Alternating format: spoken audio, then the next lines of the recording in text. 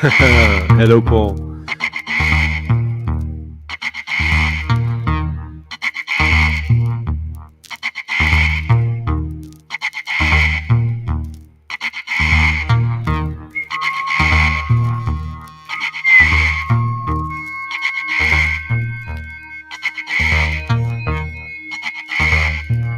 Hello, Andrew.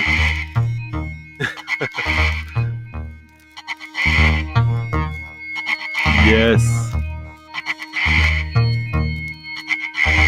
You should. Hello, this. Hello, Frank. Oh, congratulations. I hope you're happy with it. Salut, Romuald.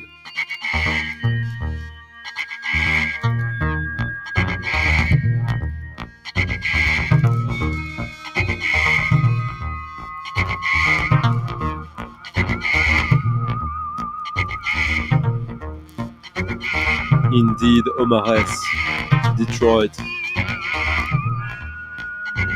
Drumless. Hello, Thomas. And as usual, Thomas, thank you for supporting the channel every week like you do. Early on, it helps a lot and it's a great motivation. Merci beaucoup, Thomas.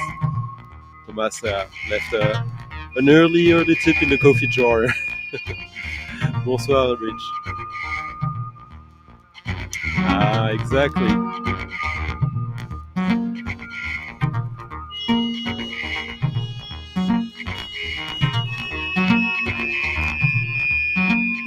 Check if your body is already moving.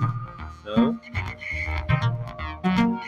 There's no drums, but aren't you feeling the groove already? It's coming, this. I'm gonna show it.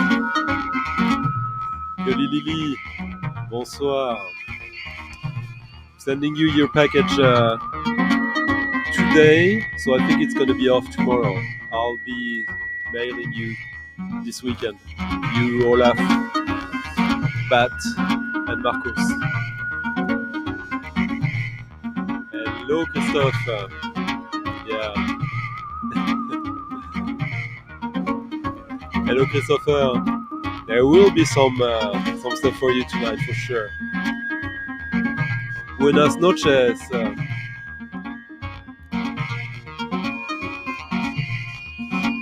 Ça va bien, ça va bien.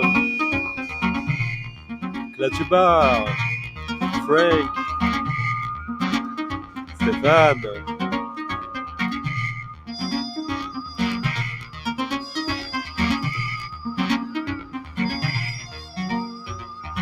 So I'll show it again, but as this is already curious, this is Omar S Psychotic Photosynthesis, the no drum mix.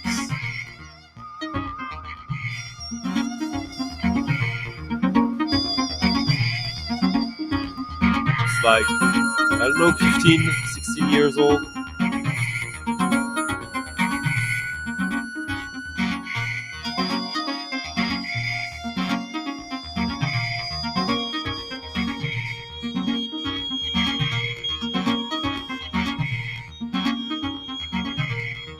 Andrew and Olukov, merci. Thank you for leaving a tip already from the beginning. Merci, Andrew.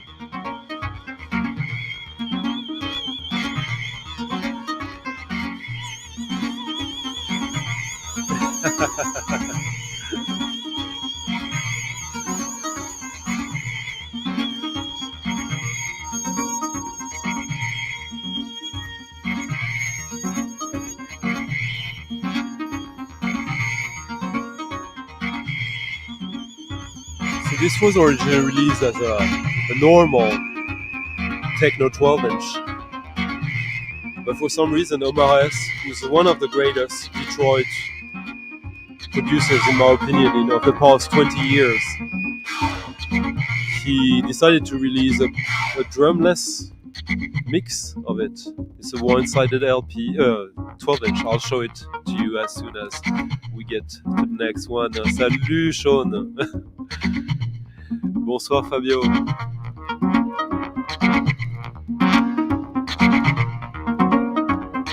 Thank you, Frank, also for leaving a tip already.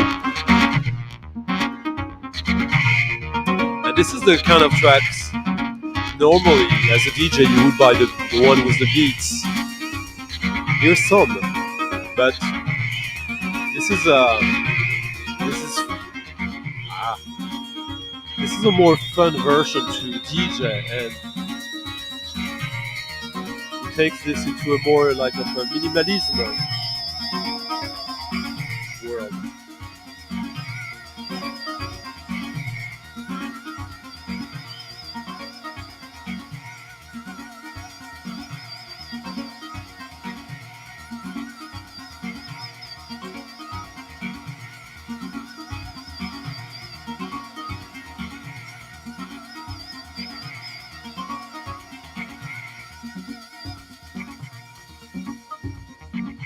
Hello, Radio Gnome. I got some records tonight. I know you Prague, Zul, Canterbury heads will enjoy, but we'll also have a guest in about half an hour or so. Salut Carnifax. Hello Steve.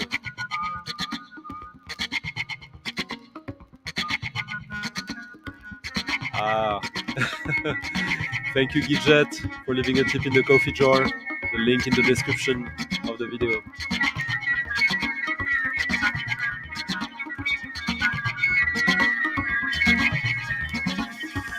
Salut Pinap. Hello Dmitri.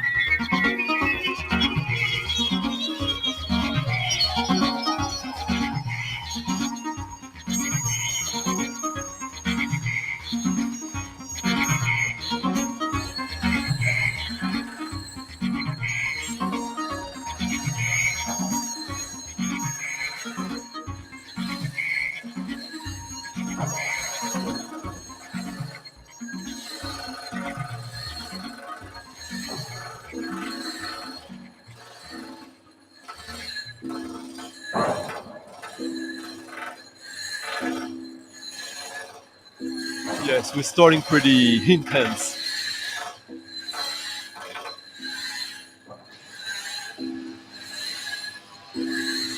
Psychotic photosynthesis, Omar S, on his own label FXHE.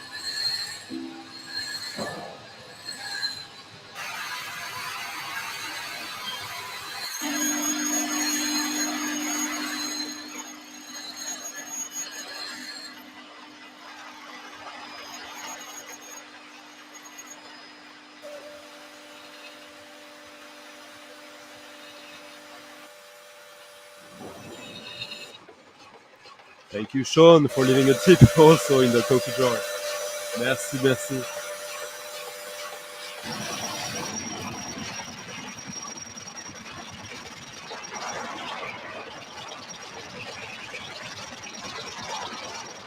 Now that's something, huh? Yes, Sean did a nice little video on David Sylvian on his channel. Hello, Mercury Man.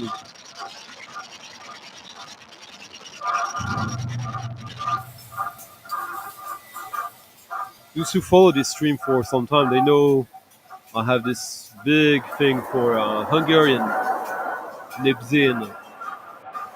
New take on Nipzin, like 70s, 80s folk music from Hungary. But there's also like straight up avant-garde music from Hungary.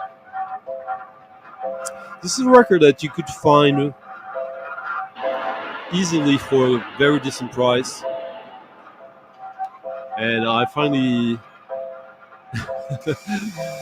bit the bullet, but that doesn't mean anything since it was a cheap record. It's not that cheap anymore, but it's still not expensive. It's very intense record. This composition is called For Glass and Metal Tape Music.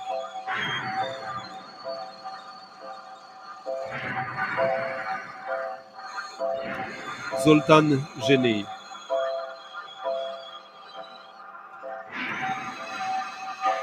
Hello Angela. Happy first week in your birthday.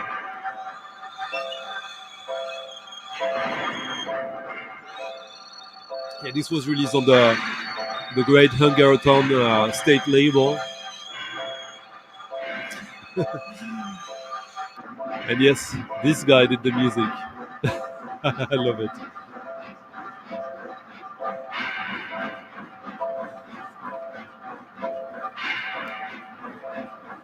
Like, yeah, there's an insert in English, German, Hungarian,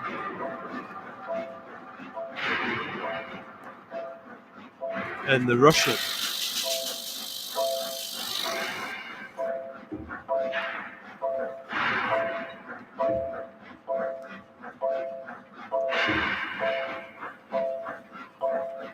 So they say tape music, but this is kind of like a musique concrète collage. The first track there is actually chamber choir music. It's pretty good. And then there's a piano, not sonata, but yeah.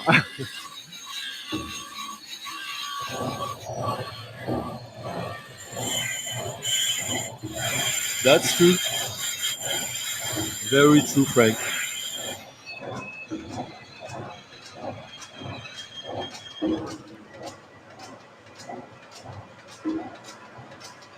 Yeah, that's why sometimes going online is the only way to go. I mean, I'll be straight with you. I paid $14 for this, plus $11 of shipping. $25. It's pretty okay for a new record. But it's not a new record. This is from 1982.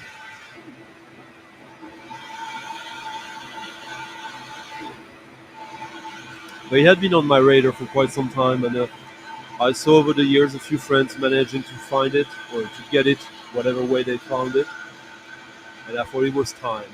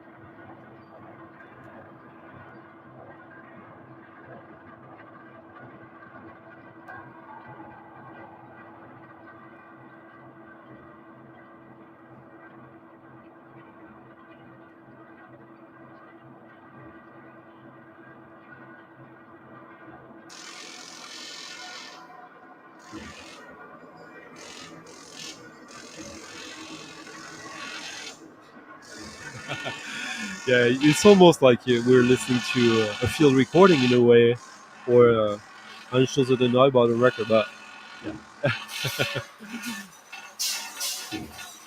His home record, okay.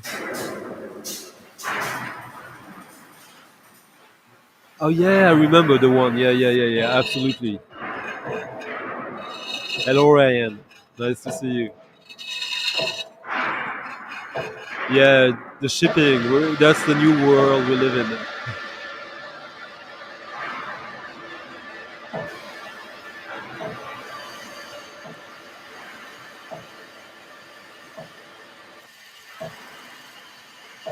A record I got about a year ago in Den Bosch.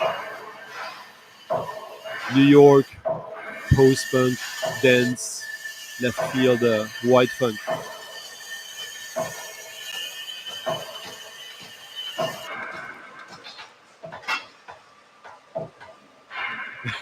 Exactly.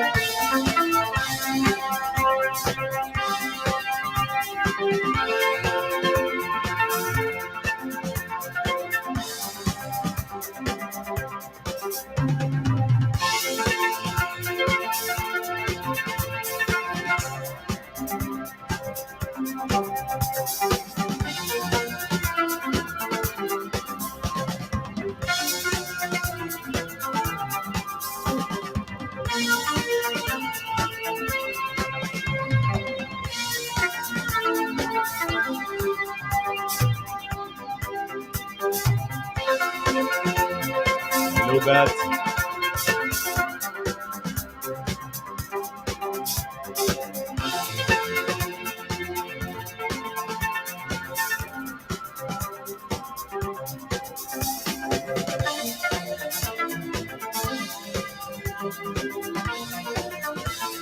This is an artist. I've been aware for some time now, but never really took an active step in discovering or getting into his discography. So he is connected to the whole New Needham scene, if I understand correctly. Lilas in Gaza, in Embrace and all that. But obviously more minimal, like post-punk minimal, electronics. This is just wonderful. This is Kevin Harrison. His first and only EP. 1982. On Glass Records, the label of the Spaceman Free.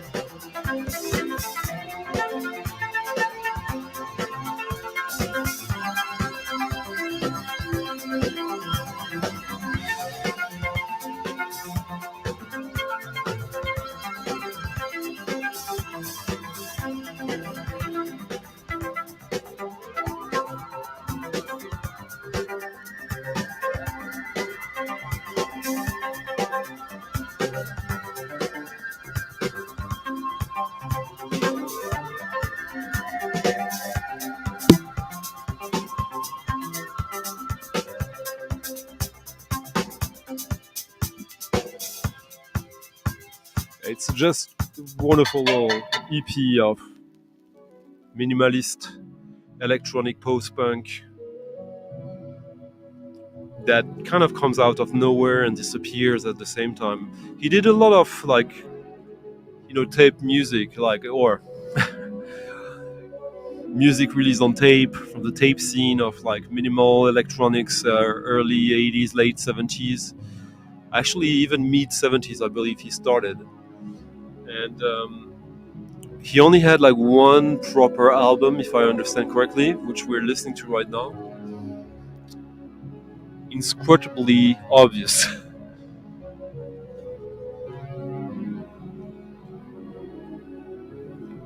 Kevin Harrison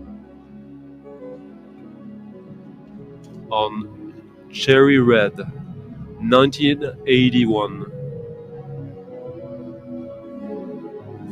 Wonderful artwork, like post-punk, industrial, do-it-yourself. It was originally released on a cassette, but very close to the cassette, the Cherry Red thought, let's do that, which I believe is due to the connection with Lilas in Gaza.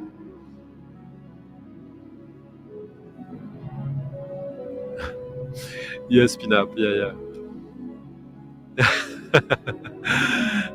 Absolutely, Oaken Shield, hello.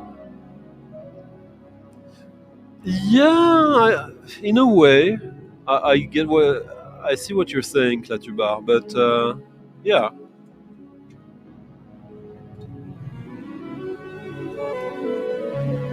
Yeah. Hello, George, nice to see you.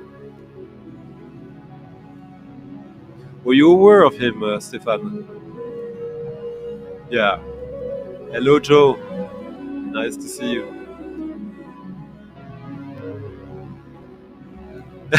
Yeah, he is. Don't worry. I'm gonna let this play a little bit. These are short tracks. There are long tracks as well, but I just love this. Oh. Yeah. This is an early release. This is 16th release on Cherry Red.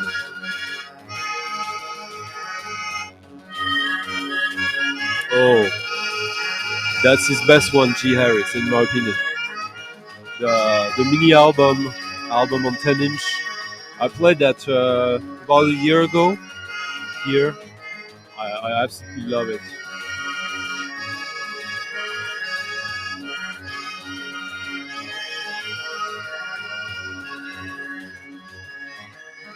Yeah.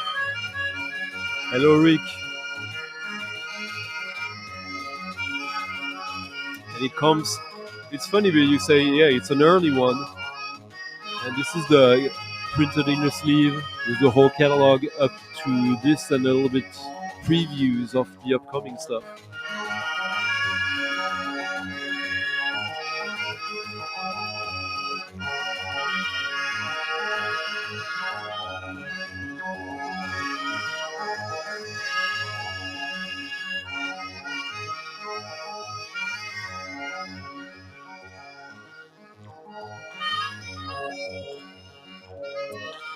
And other labels, because Cherry Red was already back then a distributor as well. It's pretty interesting. This was actually, I see, printed in France. Yeah, as a lot of British records were actually pressed and printed in France since quite a long time, actually.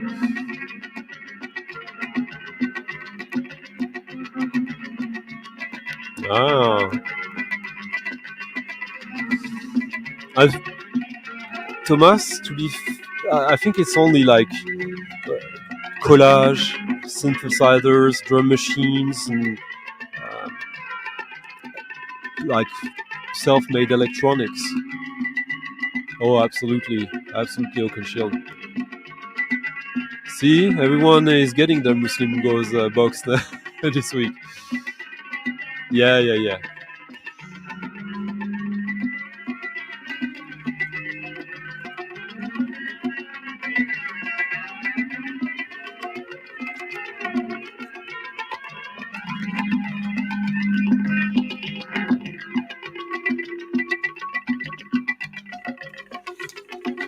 Yeah, I think you're right, Ed, actually. Now that I think about it.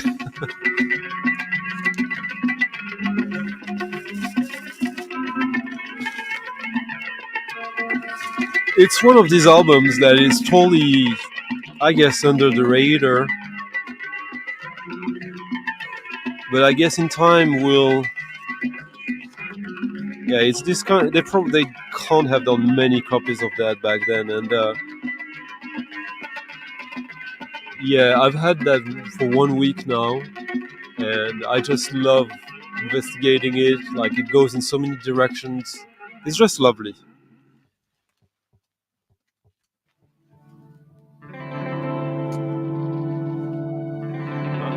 So some guitar, obviously, now.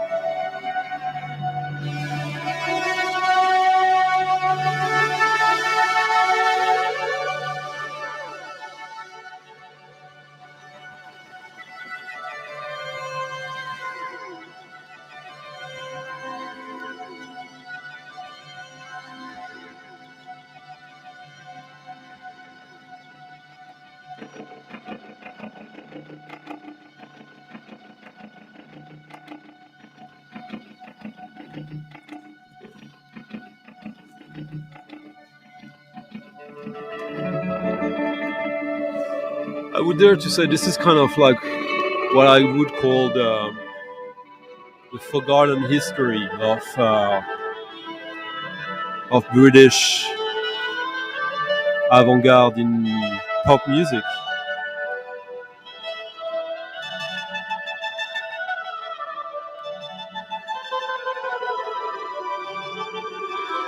Hello, I'm the dead.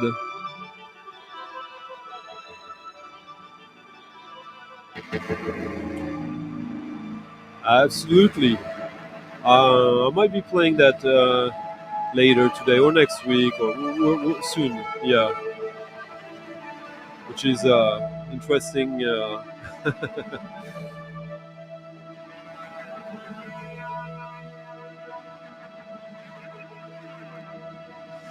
Yes, I'll soon get mine, and we'll be able to share our opinions about that.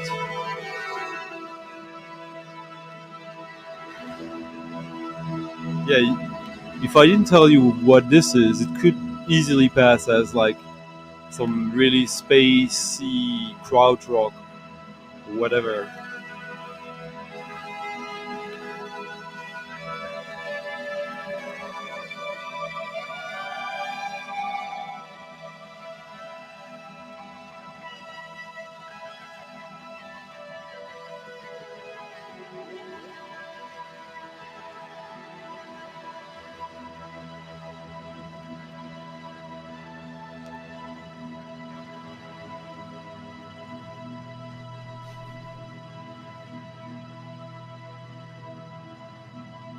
Yep. The artist is Kevin Harrison, who is a lovely cover.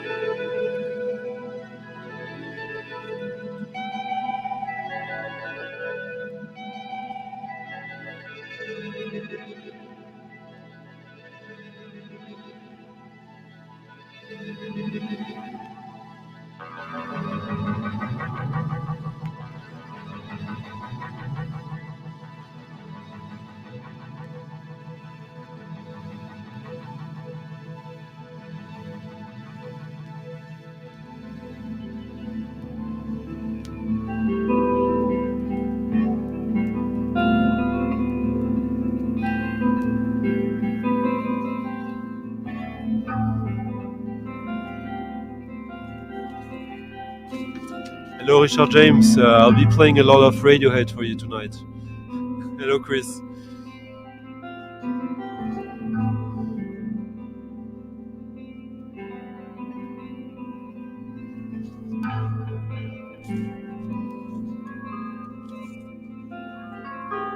Hello, Christophe.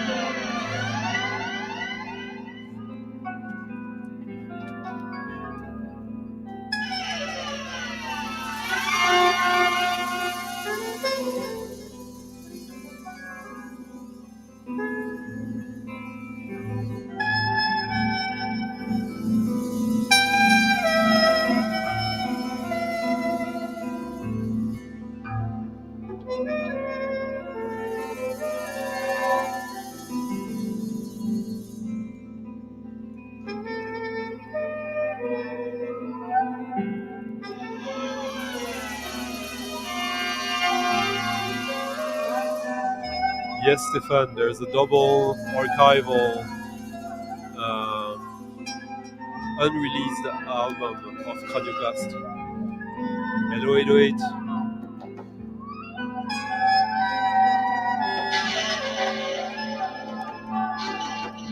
And thank you, Mercurian Man. Merci beaucoup, Mercurian Man, for leaving a very nice tip in the coffee jar. The first link in the description of the video if you want to support the channel and the stream. Merci beaucoup, Mercurian Man. Much, much, much appreciated.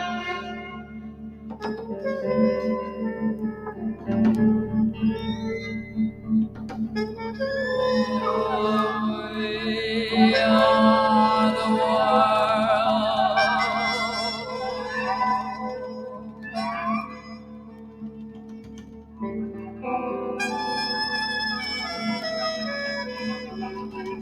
Not live in a world of contradiction.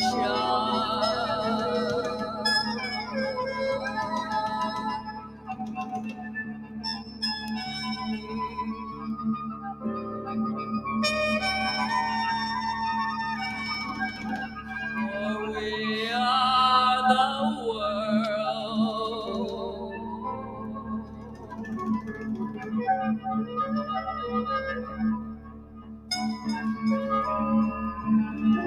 And we are contradiction.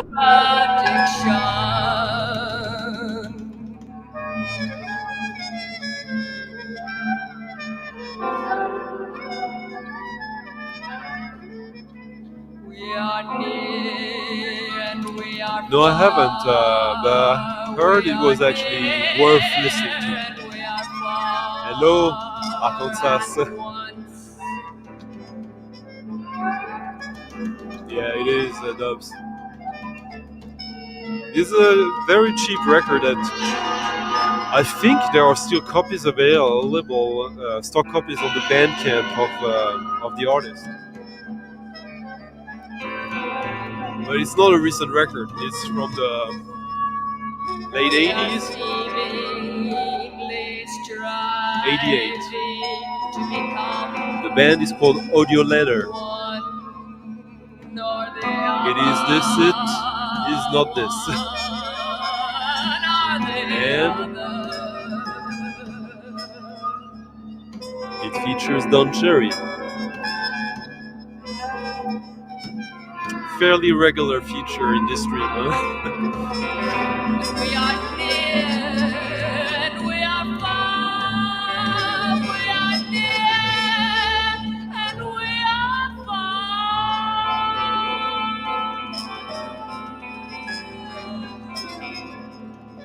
At once.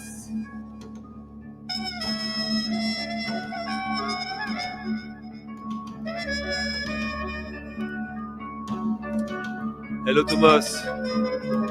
Yeah, I did.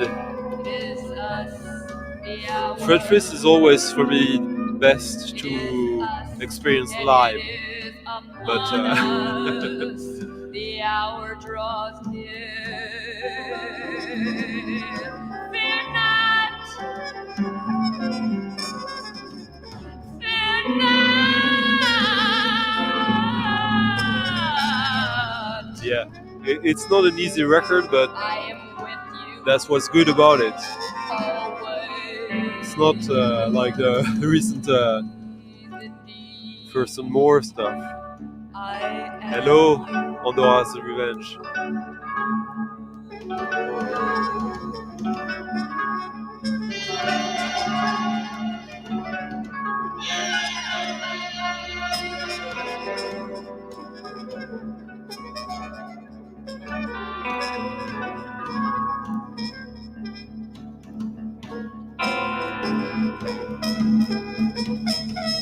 Indeed, only I am you. Indeed, only So this is a one-off, if I remember correctly. And if you like it, before you go to look on Discogs for it, try to find a Bandcamp page for it, and you'll find brand new copies of this. And it's pretty consistent. The whole album is actually really good. There's some instrumental tracks and 3 or 4 sung tracks like that one.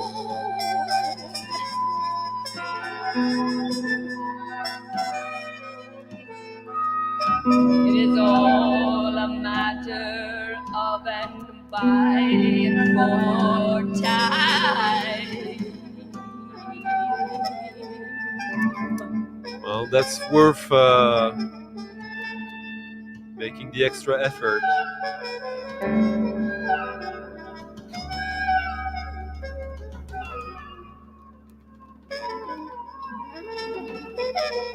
Well, I'm sure you can find some cheaper copies in Europe on Discogs than Christophe.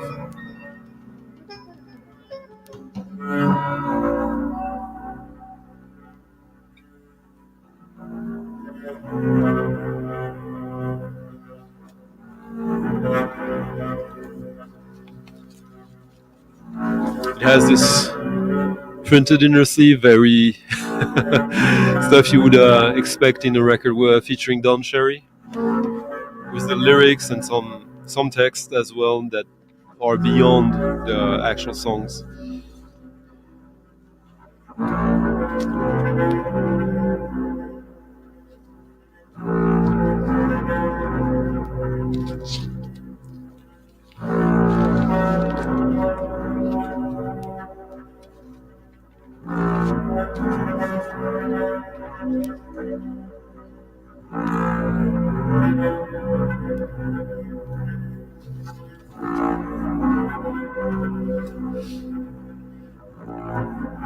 Hello, Pat. Nice to see you. You think so? Okay. Ah ouais, yeah. Merci, Pinap. Thank you. That's always a good reminder. Ah, you never know. Now, what's going on here? Something strange is happening. Is it the music?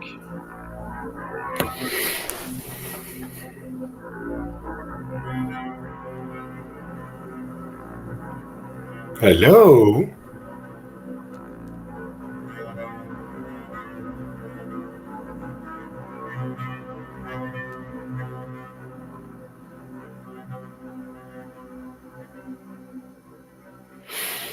Mm.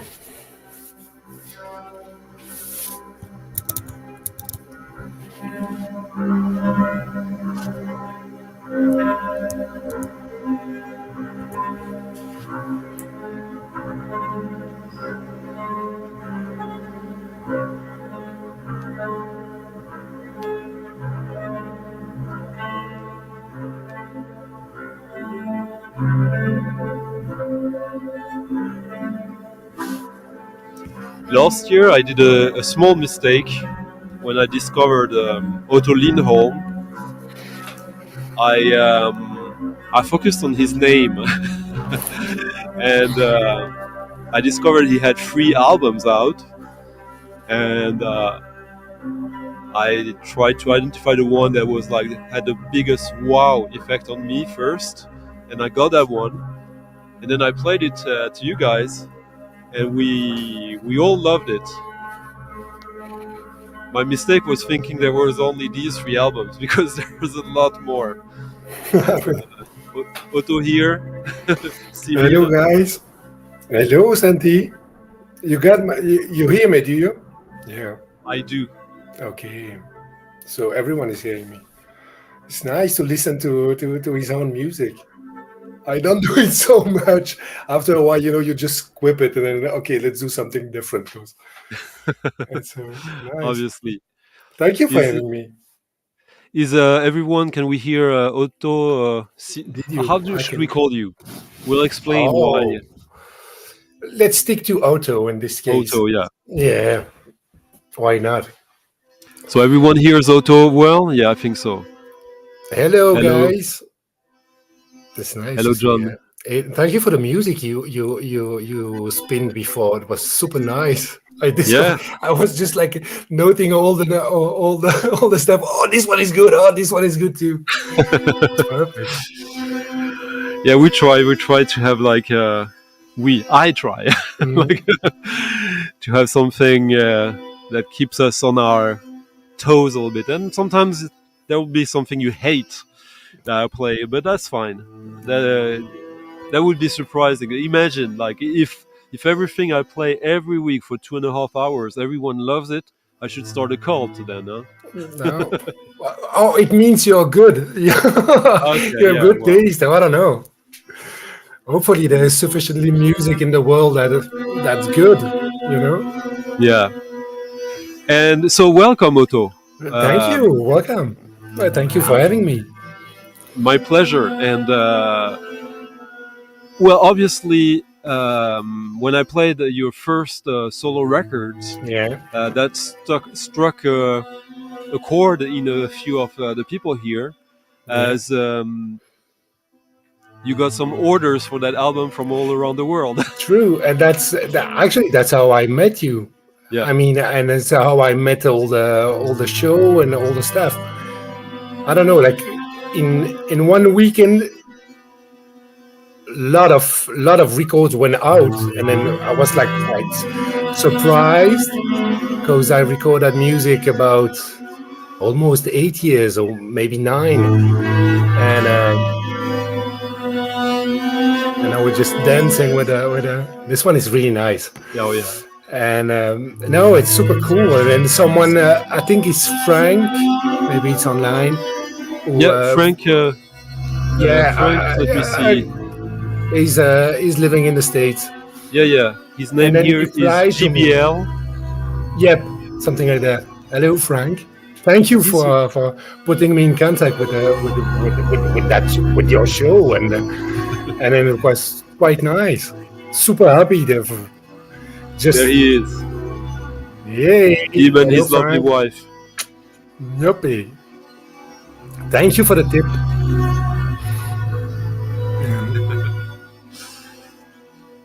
So yeah, we started to talk, and I explained to you a little bit how I found you, and you lifted a little bit of a curtain on the much wider world than the one I originally suspected.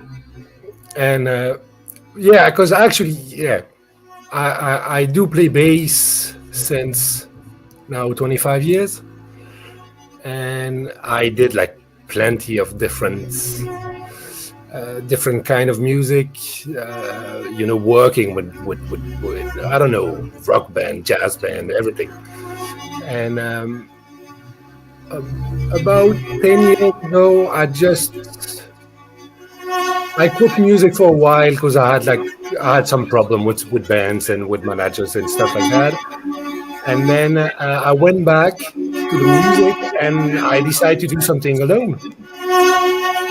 And I choose a moniker, which is Otto Lindholm. My real name is Cyril, so everyone knows. You can find it Cyril on is hailing from Belgium, by the way. That's why he has a weird accent like I do. with a more Belgian one, and actually this.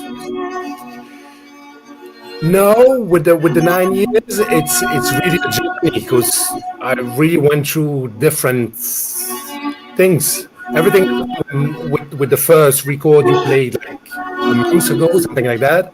That Frank about. I saw Steve also in the Steve. Yeah. Steve. I know also Marius, who I don't know if he's here, but Marius the star, a bunch of others. Yeah, exactly. And I don't get all the name in my head. Sorry, guys. But thank you for the support, and it's super interesting. And the journey with that name Otto Lindholm, and I stick with the idea of just playing around a double bass, and then through that I met people. I had a lot of collaboration. I set up other projects. You're very active with an ensemble, with bands, collaborations, and exactly. And actually, everything happens like that. I'm really discovering the concept of temporality. Yeah, something like that. I mean by that, the timing. How the music lived, maybe you do something, and then I don't know, years after, something happening with that. And normally when I for example, the music we're listening to, we recorded music about 5 years ago. Yeah, because this was only released last year. Yeah, exactly. Yeah. But in between we had COVID, in between we had Brexit, in between we had like plenty of stuff, and then it just popped up, and then we had the opportunity to do it, and then okay, let's go. And one thing that really interesting and unexpected that happened with COVID is we got a shitload of double bass records suddenly of avant-garde, not just from you. Not have work anymore. So I'm so sad. I need to do something, so I will play alone. Because haven't you noticed that there's a lot of new artists like releasing double bass albums of avant-garde music? Yeah, but I think the double bass is particularly quite interesting with. I won't say avant-garde music, but you can make so much sound out of it. With the bow or without the bow, there's so much extended technique because the string is really big. So just in terms of harmonics inside the sound, you can do so. It's amazing what you can do just with the strings and the bow on it without changing the note. And I think Maybe that's why the instrument is can be or could be. I don't know if how could I say it? Maybe something important in that kind of music. You know. It's funny, like when I was much younger, we're about the same age, and maybe we'll get to talk about that, or how we Hello, got Matt. into music. I think one of the first gigs I saw of like bass, double bass music, it was William Parker playing the music of John Cage, Okay. the prepared piano music of John Cage played on double bass. Hey, like, you just like hear that stuff. I'm gonna break Like, it. he had all these like things. But that's super interesting. The putting stuff inside the bass. I mean, inside the strings. There's a guy in Belgium named Peter Jacquemin. It's students of Peter Kowalt. And the guy, he played like mostly improvised music and really, I won't say noisy, because noisy would be loud, but I mean by noisy, something like textures with the double bass. And he put all the time so many things inside the strings. It's amazing. It's really amazing. DJ Mr. Joel here is name checking Cop Shoot Cop. Do you remember that band from the early 90s? Like noise rock? Yeah. Like I have and they were like very percussive and bass heavy, and indeed had a double bass. But I just mentioned that because Gavin Bryars, of course. Oh yeah. Actually, I think it's the father of the ambient music and all the, not ambient music, but all the modern classical music. Gavin Bryars is the father of everything. With the singing of the Titanic, when he released that, it's the beginning of that. After that, you've got on the other side more classical Arvo Part and but I mean, you will find stuff earlier than that, but it's true that record struck a chord, and it's interesting because if we like, I was just highlighting this comment because we live in a global world where mainstream music, pop music, is like everywhere, and it just often feels like there's no room for this kind of music. But you and I, when we were kids, teenagers, we started by listening to rock music, like to Nirvana, as we discussed. Thank you. Yeah, of course. And in my case, a lot of progressive music. Yeah, I was really inside of that. Those crazy stuff. Oh, I was a big fan of Yes. Okay. Really big fan. That was. Are you talking in the past tense or still in the present tense? Oh, I could still listen to it, but maybe I'm too old now. But like 35 years, I was listening. Yeah, between my 12 and 15, I was a lot of Yes. What I mean with that is that I think if we were 10, 15 years younger, it would maybe have been more difficult to find a path to avant-garde music coming from just like being kids who are listening to rock music. You think? Yeah, maybe. I mean, life finds its way, so music finds its way, obviously. But if for people who are listening to this and who haven't have the kind of path we had that led us to more avant-garde music, what I think is quite reassuring in a way is that we all come from the same starting point in a way. But I think it's more a question of doors you can push. In my case, I discover I'm quite interested in that music because I don't know, I was really be influenced by Sonic Youth, for example, or Nirvana, you said. The first time we spoke about that, and the first time Nirvana played a song on MTV, I was like 15 or 14, something like that. It was really shocked. I was totally shocked. Like that can be music. So it means the real question is, what is music? It can be that, but it can be something different. And beginning from that point, I was all the time looking for something. When someone was telling me that this is music, I was telling to myself, okay, no, it's not music. For you, maybe it's music, but it's maybe something different out of that. And then as an instrumentalist, I really dig inside that impro material stuff, because I'm not from the classical world I'm a bit from the classical world, but more self-taught. But I mean, I was interested to make new sound with a double bass, something like, okay, I can squeeze something. And I think it comes really from doors you push, and sometimes you just like, you have two doors, and then you go on the left, you can go on the right, and then, that doors will open another one, and then. But I think the door that opened the double bass for you then. I was studying in Antwerp, and at that time I was studying electric bass, and then actually a girl told me, you have to play double bass, and I played double bass. And the funny thing is that would you rather have wanted to play the girl or the double bass back then? I won't say it because I think my wife is listening to the show today. That was such a long time ago, but I'm kidding.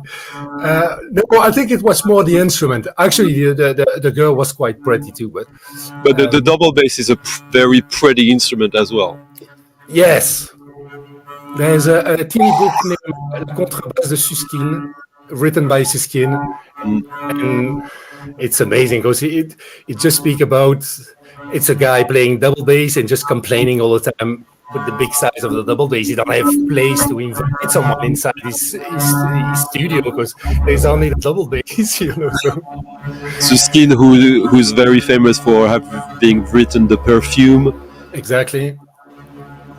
That's yeah. Joël Léandre. Yes, I saw a couple of times. Yeah, me Super too. Nice. The way she plays, really dedicated all the time, like extremely energetic. Yeah, it's amazing. It's amazing to see her playing. She's a French lady, like a powerhouse of improv. What she does is quite different than what you do, I would say, or not necessarily quite different, but it's. She's really dedicated in improv music. Yeah, and she do other stuff, but I mean, I know her as an improvisator, like using the instruments as a generator a sound generator more than the double bass. Well, she do play the bass, but the thing is that you also uses electronic. You're not just but maybe in my case, as playing solo, I really try to. It's not the word. I'm focusing on the. I begin with the what we call narration. Dramaturgy in a way. The way you can tell something with the music, and it's quite different. Let's begin from the beginning. Actually, I jump in that solo project.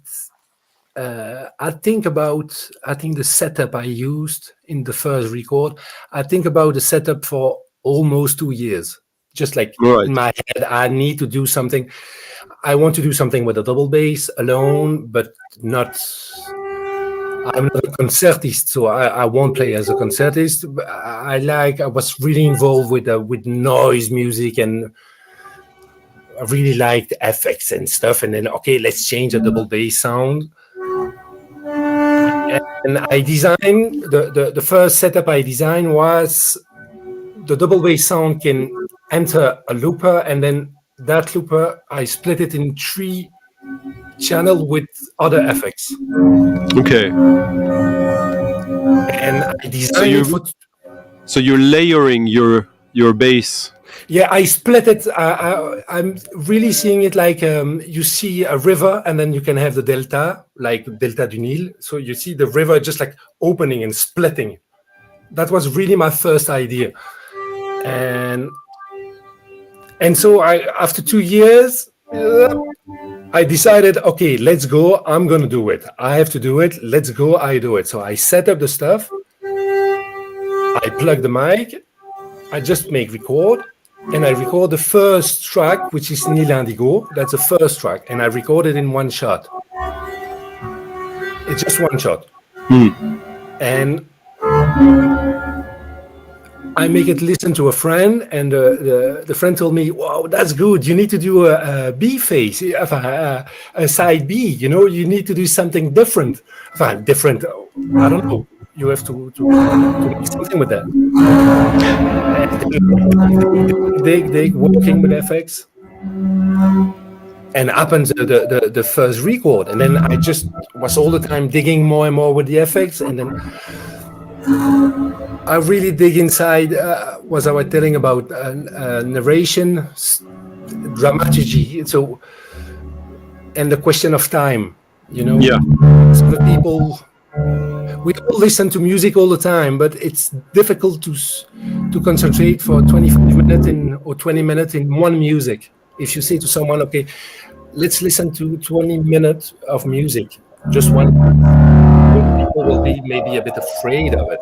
Oh, no, it's going to be conceptual. I don't know. You know, people don't take so much time just to sit down and listen to music except I think all the people who are listening to you and all the people that log in, but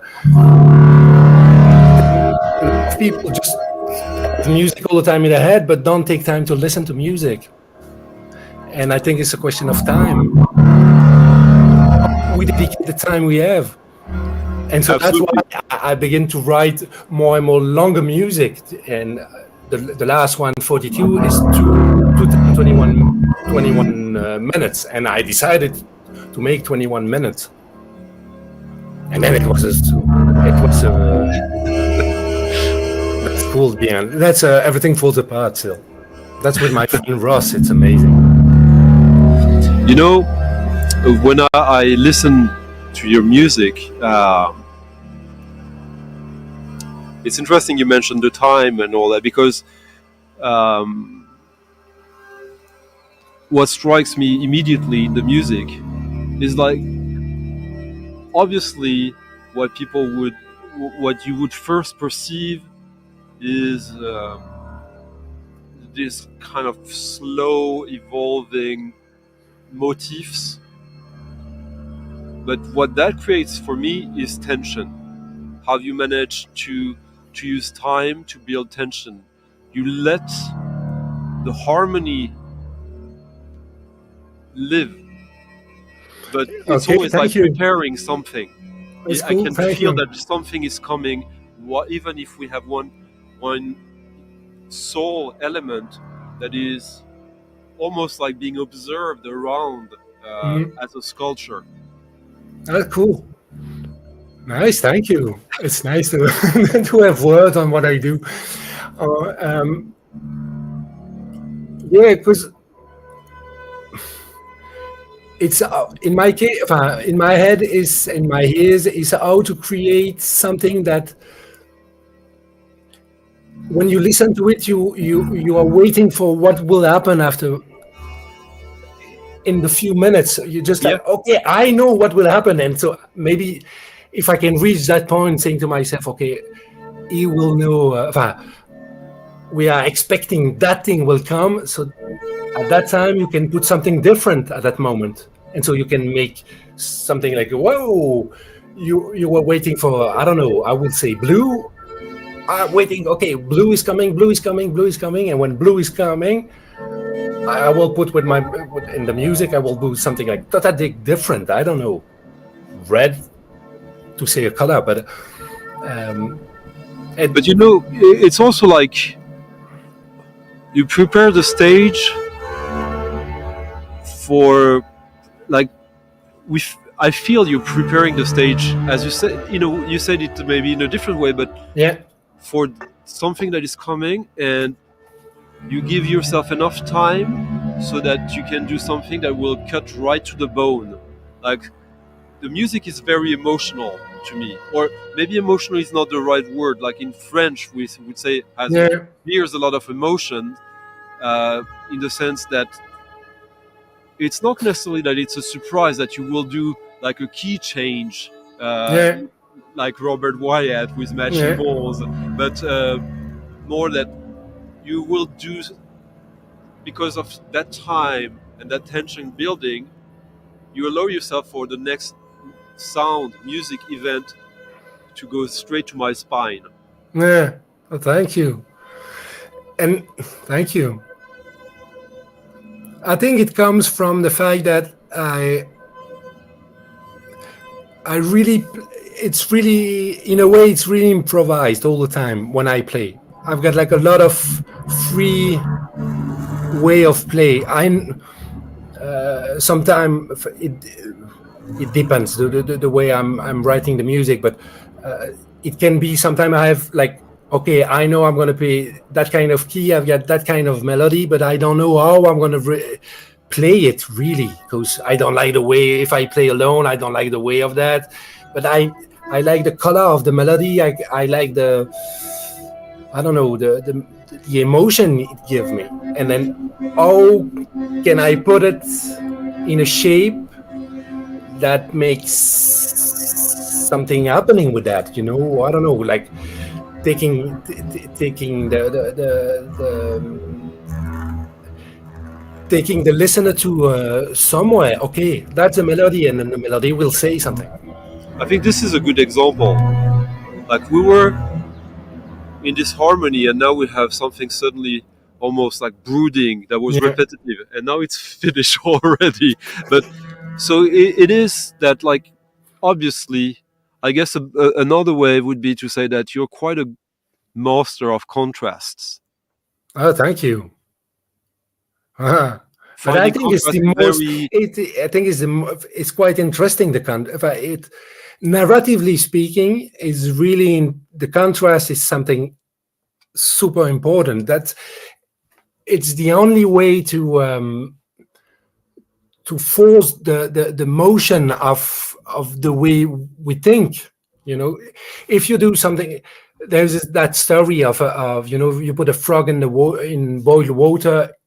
The frog won't jump in the boiled water. But if you put the frog in the water and then you warm the water till it's gonna boil, the frog will stay in it and then it will cook inside. I mean, I saw contrast as boiling the water. You need to make a shock. You need to do something because the way that's the way I conceptualize music, but.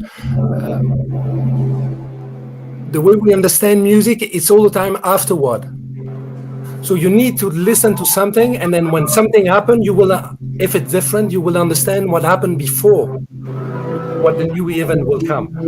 I would say you play A, and when you're gonna play, you play B. When you play B, your ear and your head will understand. You are playing A for that time. So it's all the time. That's why I use a lot of contrast, because when the contrast come, you understand what happened, and then it opens the way of what will happen next, because you just feel something. Wow, great! I was there, and then where am I? It means I'm somewhere, and then that's it. If someone can tells himself that where am I when I listen to my music, it means I got it. I'm happy. That's the only thing I want, actually. Getting yeah. a story, or I don't know, pictures. I see a lot of paintings, colors. I'm a bit synesthetic, so I see. Ciao. I really, yeah, I like colors. But that means also you still have to welcome the audience in the water before you cook it. Yes. But do you think that maybe? Yeah. Do you think maybe that, like, is it kind of like a sort of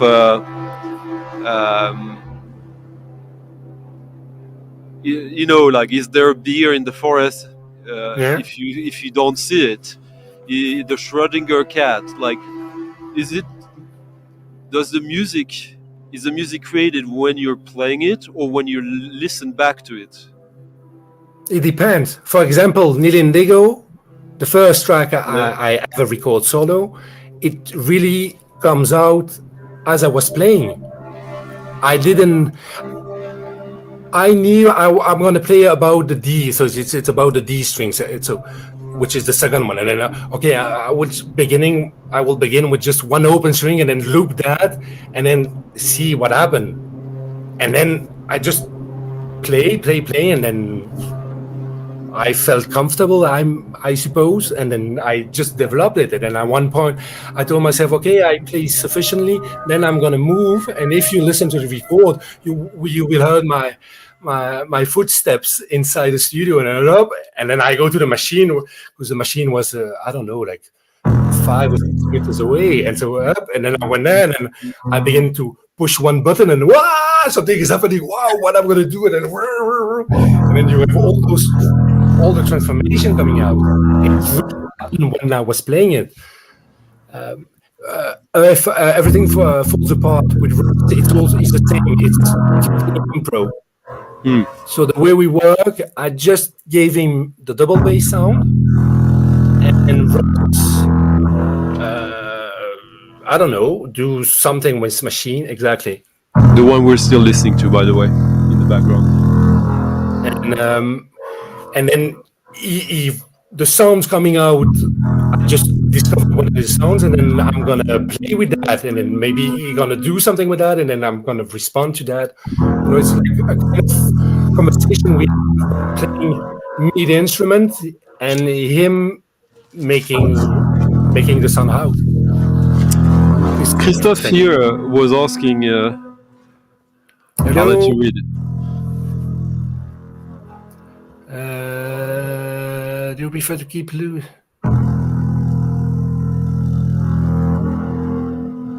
Actually, I don't work with computers. I work only with pedals.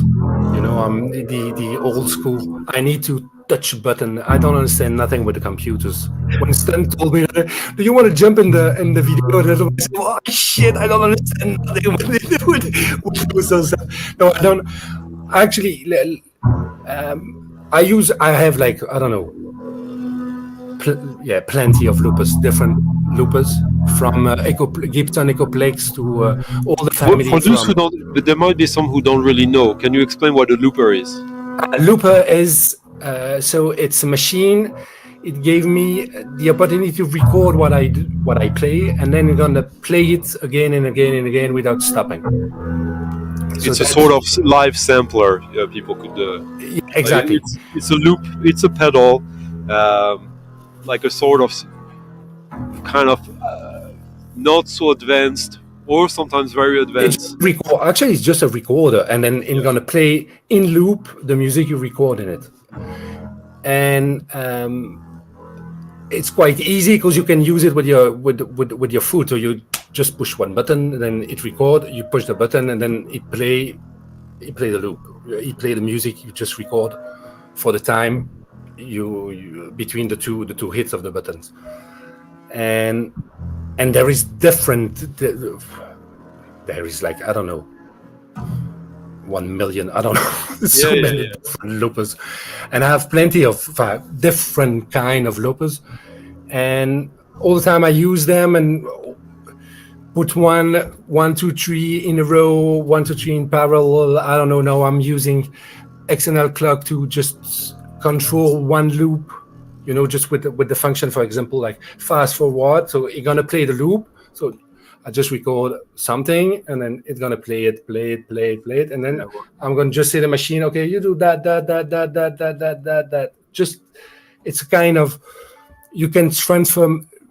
I really now find that you can do everything you want with loopers. I really like that. So, which is kind of snapshot of what I'm doing. One thing that fascinates me with music and instruments is when there is, for example, a music style that was invented in the 80s, and that music style being like completely revolutionized 20 years later, and you realize you could technically do that 20 years before, Yeah. but you couldn't do it culturally. The culture wasn't there. And sometimes with instruments, you also have this kind of cultural thresholds that, like, the instrument is being used for decades, centuries one way, and then someone, here, for example, Steve is mentioning Fernando Grillo, who is my favorite bass player. I don't think anyone had played the double bass that way until he did work with Iancu Dumitrescu and stuff like that. Are you sometimes kind of looking for these things, like thinking about the instrument, its potential, and like what untapped potential there might still be there? Because obviously, like, using a pedal, like, it's been done for some time. An old friend of mine, Colleen, who's been doing a cello, also using the loop a lot. She released a lot of records on Leaf. Like, it exists. Then it's all about the creativity, the angle, the mindset. But do you happen to go in your studio or in your workspace, and instead of doing music, you're investigating your instrument? You mean the double bass, or you mean the effect? Both. So I just digging all the time the double bass. What can I do with that? What I used to play a lot of improv music with a trio, which named Pilote. And with that band, I was like playing every week. So every Wednesday morning we were playing together for 5 years. And all the time we were like just plug and play. So I was just all the time like digging new stuff, and then or by myself also recording it, and then also digging what I can do with the machines. I mean machines, the pedals. And all the time like switching, or I'm going to put this one after this one, and then okay, maybe if I put two loopers, what happened if I do that, just to see. Because the difficulty playing it is I need my two hands to play the instrument, so I just have my feet, but it's quite difficult because I'm standing up. So all the time, I need like, okay, I've got 5 seconds to just push the button, and then everything must happen at that moment. Yeah, I have to do so all the time. But the new way of thinking, or what can I change? What can I do with that? Yeah, but okay. So how does then? Nice. Yeah. We went to another record now, which is quite different since this is an ensemble. Yeah. This is a 5-piece band, right? Exactly. Yeah. Can you talk a little bit about it? Bo, that's a love story. It's old friends, really old friends. We know each other for 15 years, I think. We begin to play all together. We used to do a lot of sound painting. Do you know sound painting? Yeah. Please explain a little bit. And so sound painting is a way of directing music with sign languages. I mean languages because there's a language for musicians, there's a language for actors, there's a language for dancers, there's a language for painters, there's a language for any kind of medium, art medium. And we began to play together like that. We were like 40 on stage, a lot of musicians, a lot of dancers, a lot of actors, and we really had fun. And then we kept playing all the time. We just do improv. It's a quintet, really traditional quintet: 2 violin, 1 viola, 1 cello, and 1 double bass. So the smallest ensemble de chambre. And we just do improv all the time, and we begin to. You heard it, avant-garde chamber music. Exactly, and it's super fun. We play a lot with different by ourselves, just the five of us, or with theater, or with, I don't know, people were inviting us. Okay, could you play something? Of course. And then we were playing for 2 hours in a row, without stopping, because we know each other so well, so easy to play, and they are really, really good, well-trained musicians. It's amazing to play with them. Just do one note, and then you get a huge ensemble, and then everyone is really organic. They all play. And Can you? Yep. Go. I was speaking about the recording it, which is we could release this one on Subrosa, so it's a recording we do it. I think it's recorded 2017, something like that. It's years ago. And then also, a lot of stuff happened. We couldn't find a way to release it, and then Subrosa accepted it and then to take away. And there's 5 piece, I don't remember. They're all improv. So we were recording, we had like 3-day studio, and during the day we were like just digging interaction. So, okay, let's do, can we try something? I stick what you do. So double bass stick the viola, and the viola stick the cello. The cello stick the first violin, and let's say the other violin is free. So the first violin begin, and then okay, the other one is to stick what he do, and then let's see how we can develop something all together with that, or other concepts, like all the time working on concepts, and then go out for a while, drink a few beers. Okay, let's go back in the booth, and then recording. And when out, all those tracks out in 3 days, we just recorded by night, and wow, it was amazing. And it's I don't know, avant-garde classical music, because it's improv, but with a kind of aesthetic of a melodic aesthetic. We don't want to do too much weird improv stuff. More like, we call more that instant composition. It's like, it feels like written, but it's written in the moment. It's just like Dadaism. That's one question I actually have that is maybe a little bit annoying. We'll see. Is there like the kind of avant-garde, modern classical music you operate within? If I understand correctly, maybe I missed something, but I'm not talking specifically about you, but other people who operate like you that you've met and work with.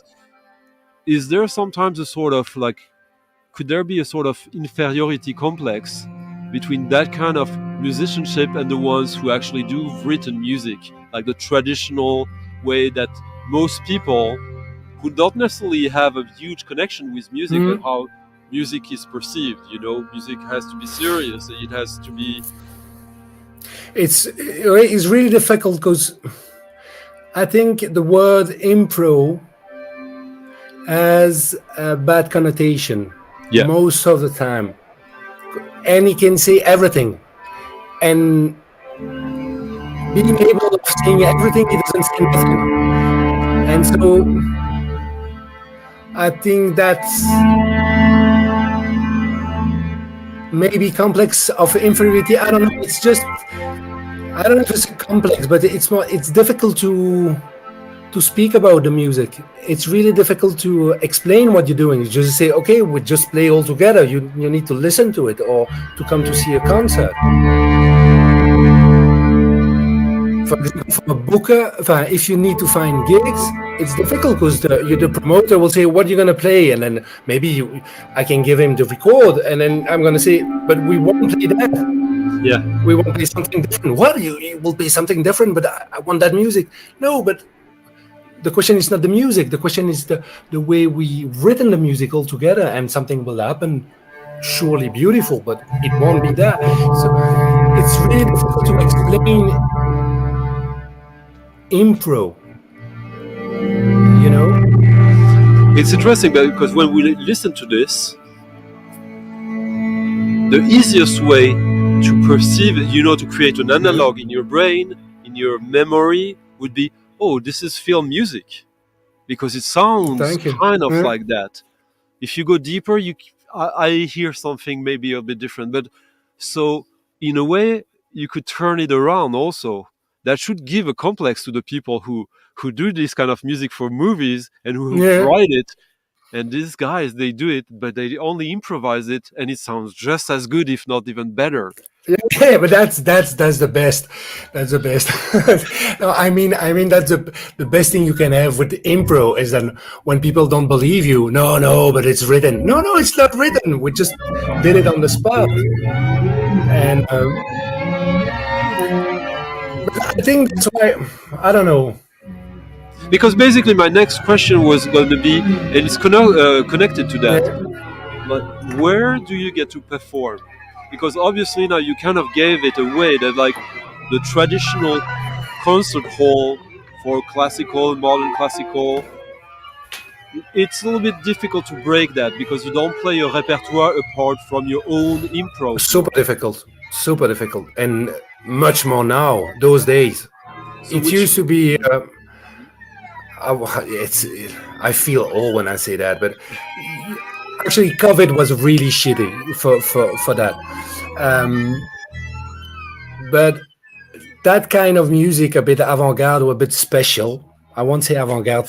I don't know. I don't feel comfortable with the word avant-garde, but I don't know, special, different.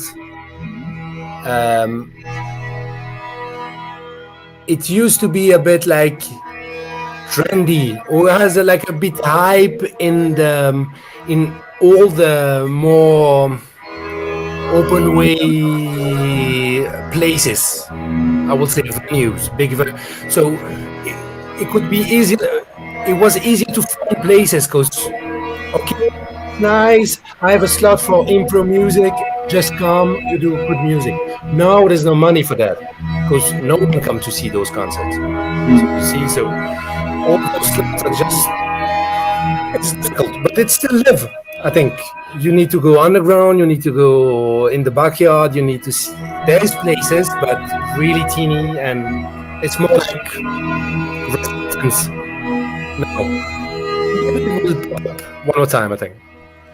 And maybe also you're more likely to see your music performed in a venue like Berghain. Yeah. Which is, like, for me it makes sense, but it's interesting to see that the world still has to adapt to this. When all our multimedia world, like movies, TV, video games, has already accepted these sounds to a large degree. True. But people don't take time to go there and listen for 25 minutes about it. They need to have the video game to understand, to be able to listen to that music. What kind of, can you tell us a little bit about different context you've been performing? You've told me a little bit about a few things.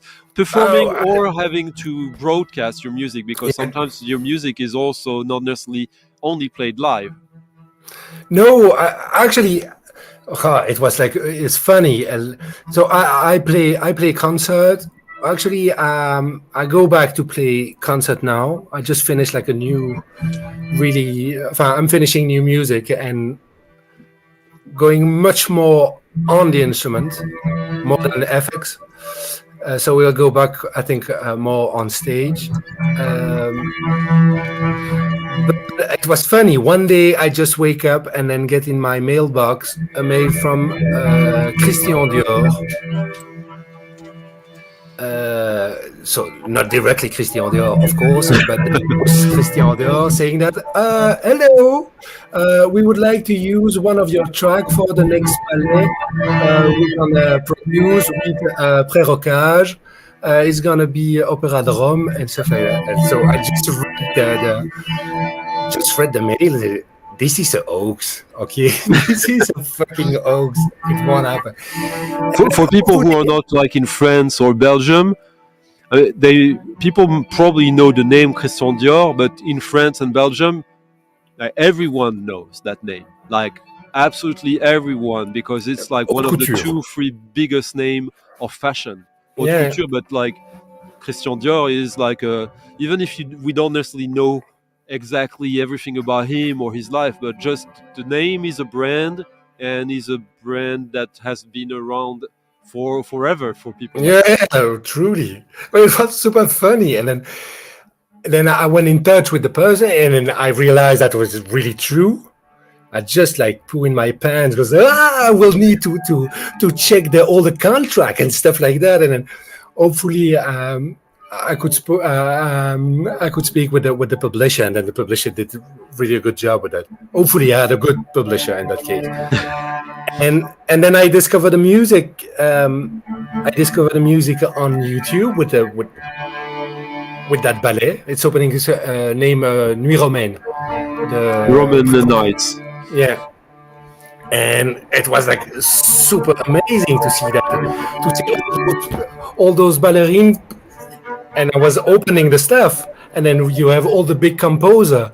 It's like yeah, I think yeah, yeah, du Ravel, I think. I don't remember, but I don't get all the names. But it's all real composer, and then my name in the beginning, my music in the beginning. Whoa, there's something strange here. No, super happy, and then yeah, a few movies about the music also, and then aside by myself, I've written for I do write music for, I don't know, different cinema, ballet, theater, stuff like that. So Yeah, just to tell people, like in the past month or so, you and I, we've communicated a few times, and sometimes I call you or I write to you, and you, oh yeah, no, this afternoon I'm doing this installation, I'm putting to, like, there's always something going on, like. yeah, and I was writing the question. Actually, I do know Adam Wilsey. Indeed, he's living in Belgium. I met him a couple of times. I never. I know friends. All the friends who are playing with Bo. They play with Adam Wilsey. They all play with. I put it on because it just shows how small the world is. Yeah. Because I think when I was like 16 or so, and I was working for a fanzine, and I was doing an interview with Labradford, the post-rock band from the US, and while we were talking, I was telling them about this record that I thought was amazing, was fantastic, and that I thought, like, this reminds me of you and all. And they said, "Oh yeah, he's here. He's our sound guy," and that was Adam Wilsey. And so basically, my interview of Labradford became an interview article about Adam Wilsey, the early Stars of the Lead stuff. And he was so nice. He sent me records, and we became pen pals for a little while. And then life, like you stop communicating. You don't know why, and then the person becomes famous, and you're like, oh, I know him. So you need to come in Belgium. If you come in Belgium, I can tell you where he is. But so you have all these records now that, like, it all, you explained us, like, the secret origin. Like, it started with a sort of like identity crisis in a way. You spent 2 years like trying to figure out the concept. Stuff in my head. Yeah. I'm a caveman, I will say. I take time in my own world for a while, and then I need to go out. For example, I really reach that moment. Now I've got new music, and then I just played it like 10 days ago. I make a deal with Aidan Baker, the Canadian guitarist. And I was super happy to... first time I played that music in front of an audience. It was super nice. So now I'm just going out one more time out of my cave. So I'm super happy. So, what's going on right now for you, record-wise? Because there's one thing that is interesting, is that the way I got to know you, and all this little cast of misfits here, is because you actually release vinyl records, which is for some reason a lot of what we care about here. We care obviously about the music, but we also care about the format. What does the format mean to you? Oh, if I could, I make personally. If I could, I make only.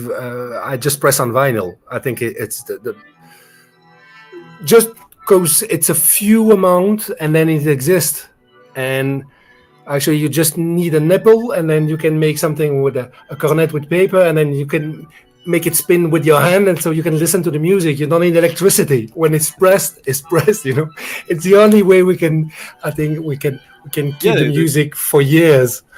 Hopefully, the way we are trying to communicate with extraterrestrials is a golden vinyl record we sent. Exactly. So I'm really, and indeed, I set up like 2 years ago.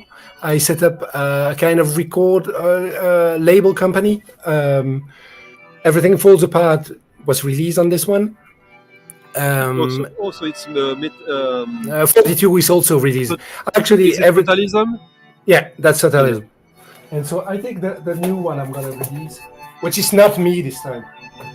Where is it? I just received it like. That's the.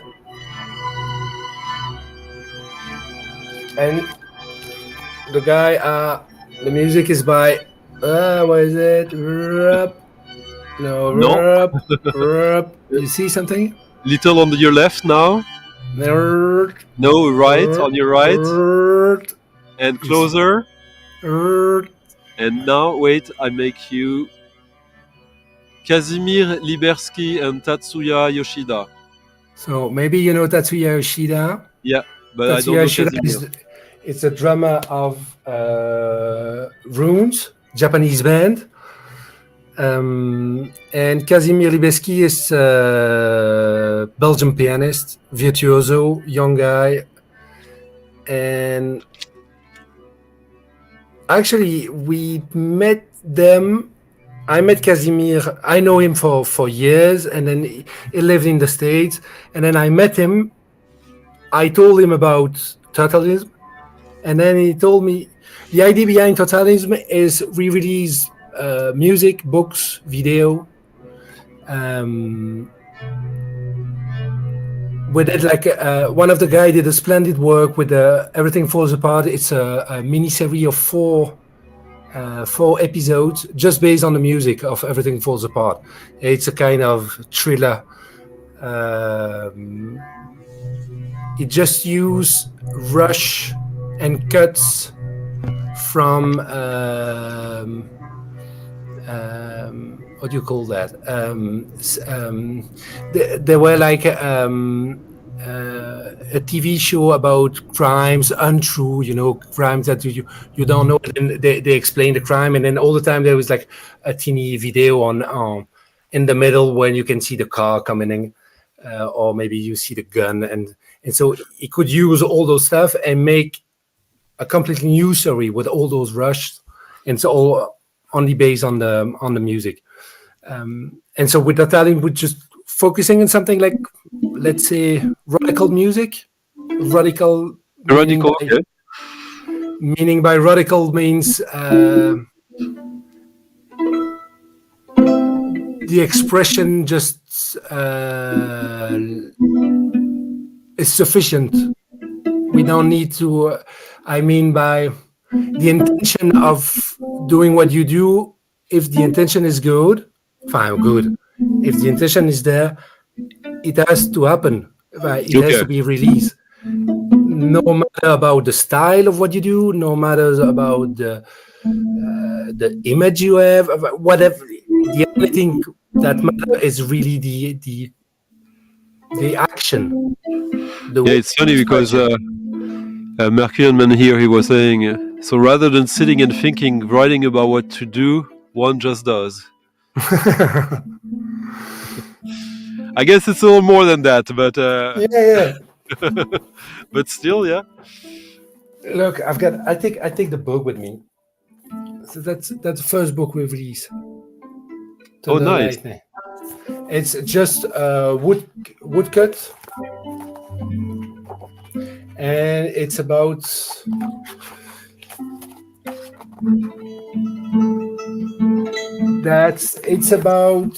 it's based on in a way it's based on Heart of the Darkness of Conrad. Yeah. And the Joseph Conrad. Exactly, and the artist could dig the old photography of the African Museum in Belgium. Okay. And during COVID, he could go there. He had access. He was alone, and I think he saw like I don't know 2,000, 3,000, and it just take influence of that, and so he just make woodcut prints. Nice. And you know, there's like super crazy.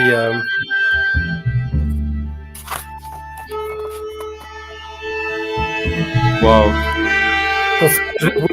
And the idea is to dig more and more. After that, the big question is the money all the time. So you need the money to do it. But so this will be available on the Bandcamp of the label. It's on this one. I'm really bad with that. Yeah.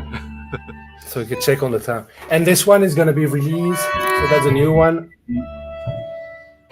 This one is going to be released in 21 of March. And we do all the 300 copies. So, sorry? That's 300 copies. Okay. All the time. And so I'm quite involved with the project because it's me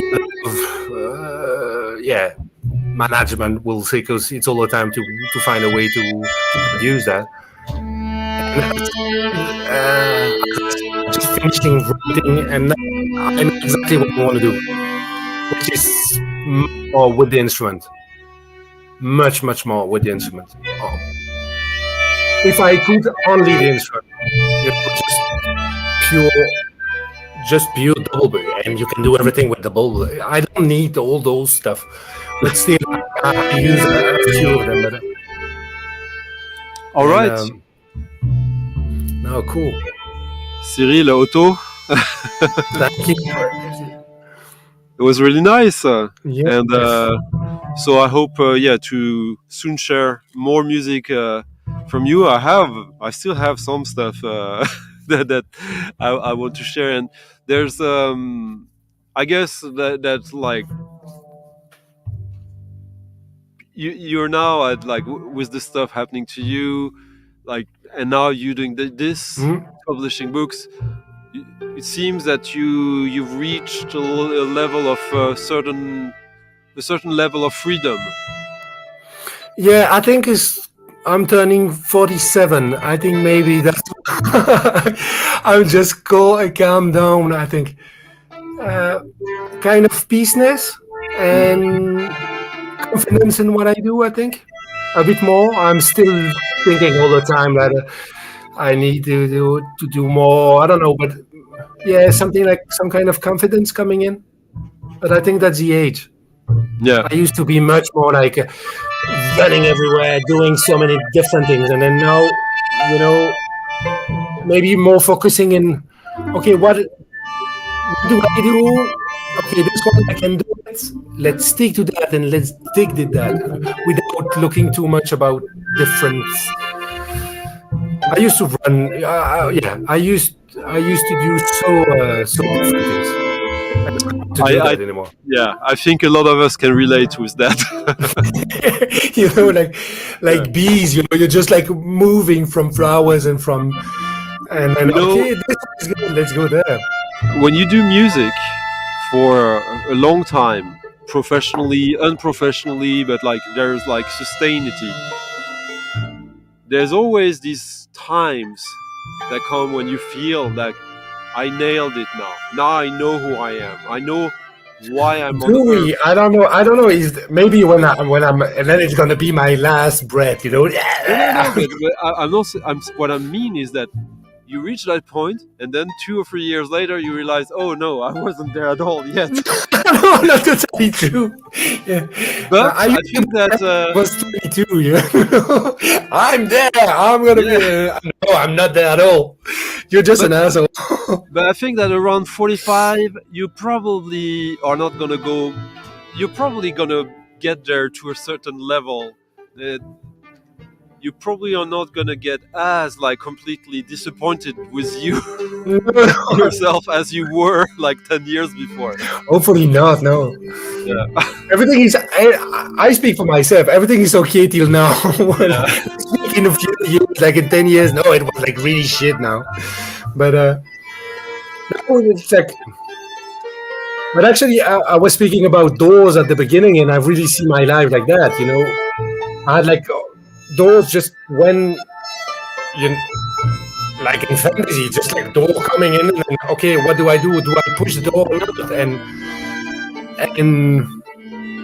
actually, I don't know. That's the path I took, and I'm speaking with all of you, and then exchanging with you. It's super fun because totally unexpected, and I'm really happy and still to the music I did. Which means the music I did still live, you know, and that's wow. Like seeds, you just put the seeds and then maybe it become a huge tree, or maybe it's just gonna, I don't know. Yeah, most peaceful, I think so. Peaceful, all right. Merci Otto. Thank you very much. Merci à toi. Merci. I hope we see more of you here sometime in the future, that we have lots of reason to have that, and voilà. As we usually reach what some of the listeners here call disco time around midnight, we're already like 14 minutes past midnight. Oh shit! So now you're gonna dance a bit. A bit. Maybe let's see. Sorry guys for the. No, but like. It's always about contrast and exactly, you know, exactly defying expectations. Like exactly, you want this, I'm gonna give you the opposite, and you're gonna love it. Okay, thank you. Was super happy, super nice to speak and to chat like this. Super nice. Yeah, merci Otto. Any last word? What's your next? Record. Next release? With Bo, we're gonna release a double cassette on Midira Record. It's gonna be released in the couple of weeks. I don't know when exactly, but it's gonna be limited to one. Yeah, the next record. Mine. I don't know. I'm gonna record now in a couple of months. So it's gonna be for the next year. And maybe we do a little surprise here or somewhere. Yeah, I won't say a precise moment because I prefer to not say I say that and then no, what happened that day. So no, but working on something. Something is popping up soon. So look cool. At that. Yeah, thank you guys. Steve P had just ordered bow. Oh, that's a really good idea. You're gonna love it. Thank you, Steve P. Merci everyone. So, yo, thank you. À plus tard. Ouais, merci. Hein.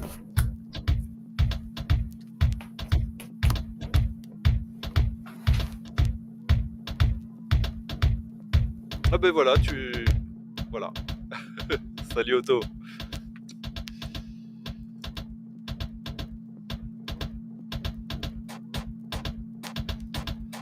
Ooh, all right. I hope you enjoyed the conversation. A bit freewheeling, but that's how we do it here. Thank you, Bat, for leaving a tip in the coffee jar. Yeah, that's my first reminder of you guys. If you want to maybe a thumbs up to the video if you like it, a thumbs down if you don't, like, we'll figure it out. If you're watching this later than the live streaming, you can always leave a comment. It's always nice. to hear your thoughts about what's going on here. And if you really like the stream, the channel, and tonight's DJ, you can always support it by leaving a little tip or a bigger one in the coffee jar, the first link in the description of the video. And now it's an echo to the first track we'll listen tonight. We're not listening to Omar S, we're listening to Big Brother.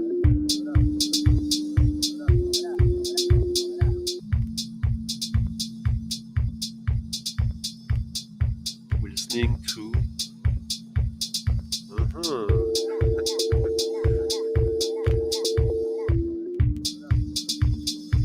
Hello, Grateful Dogs. Yeah, he is. And he's a sweetheart.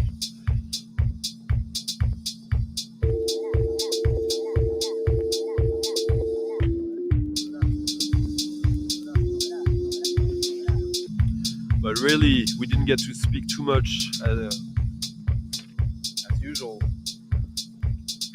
But really, now that I went through most of Otto's vinyl discography, everything falls apart. Otto and Rose tones, absolute gold from start to finish. Rose is great, but it's an ensemble. It's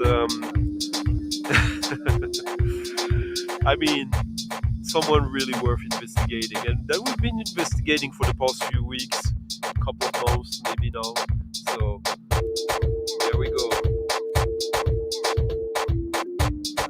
And thank you, John, for leaving a very nice tip for the gripsweat edition of the show.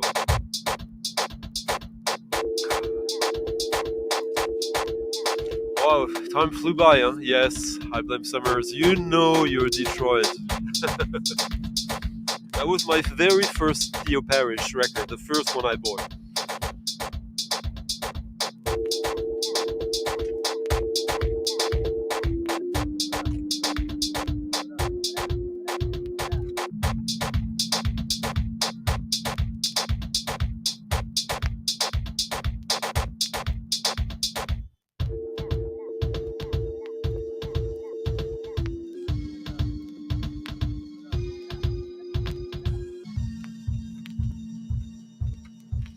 So classic Detroit house, I would say. Minimal. It's not really house, but it's like techno with a house tempo. All right. Yes. Kalilili, no, this even before. Yeah. Hello, Nick. Hello, Nathaniel. Merci, Otto. Here you can follow him even on YouTube now.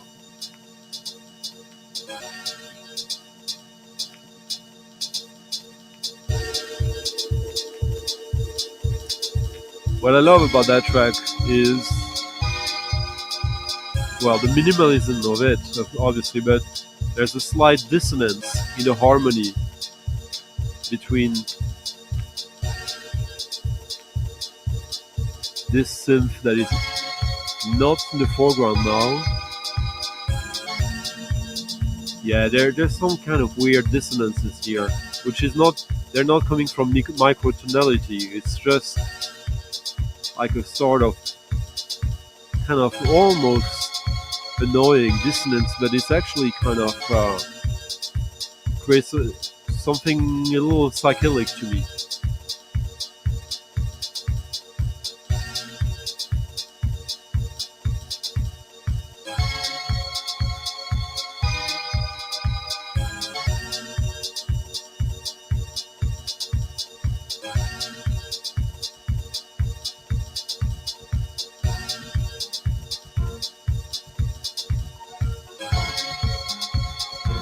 The piano, oh.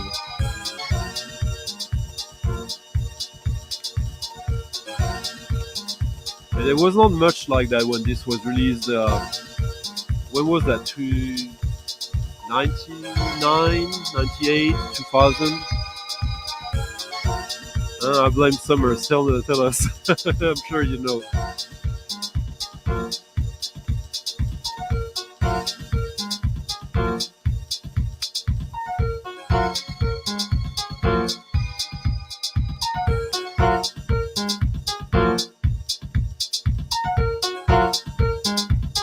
show you the label as soon as it's finished.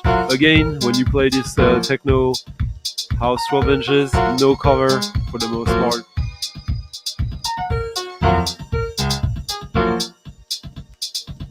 But if I remember correctly, it's Sound Signature 4, the fourth release on his label. Yeah, exactly.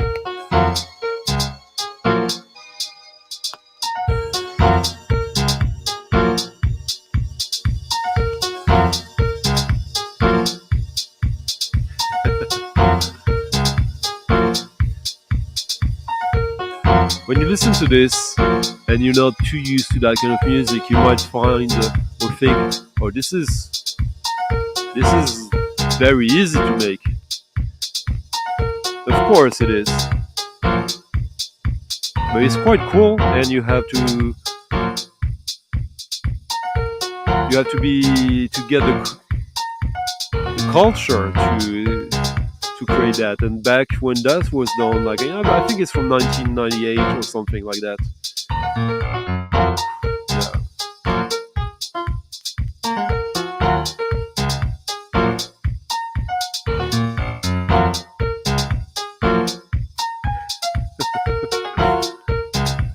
See, Nathaniel is on top of things.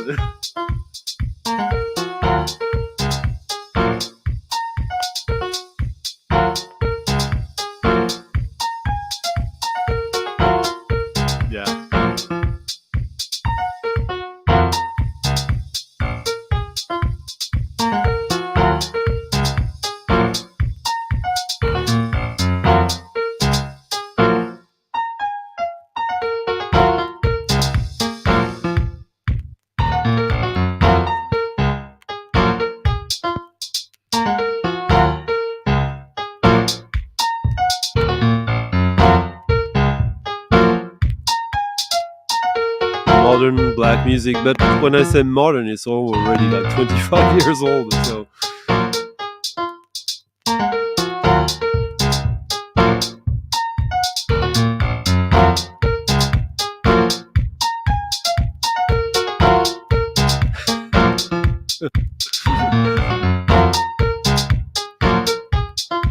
well, I shall try to find stuff you don't have that you want to get.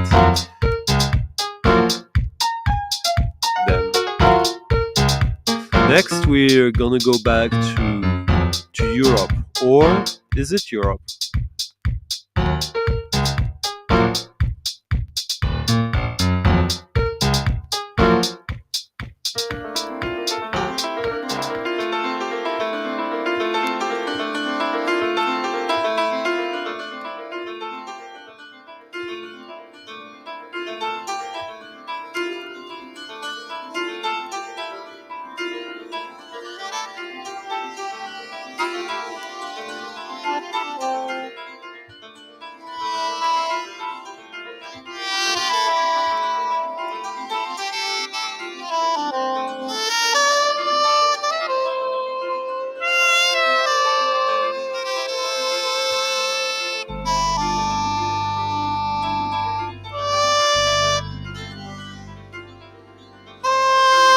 The name of the track was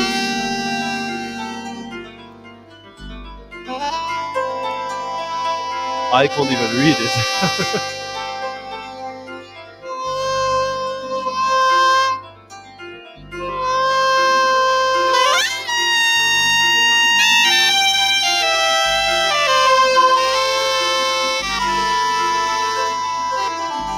Salut Fred.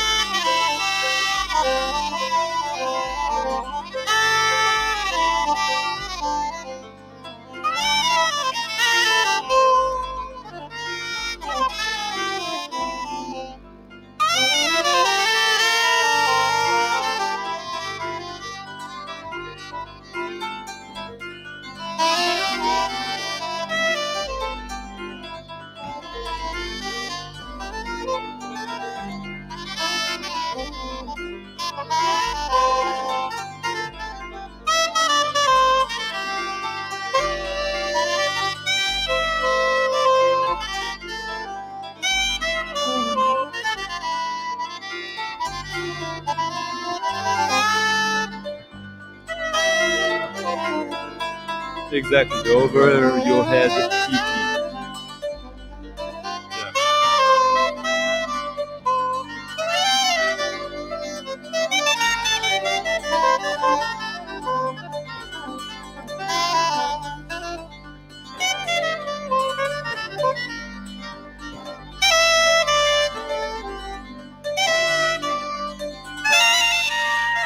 This is a record that I had on my want list for years now, and I thought, okay, this is the right moment now.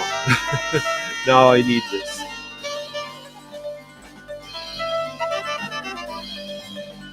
Hugo Hopper, Keith Tippett, Elton Dean, and Joe Gallivan. So basically, Soft Machine, but not only. And that cover, maybe not the best, but also kind of cool.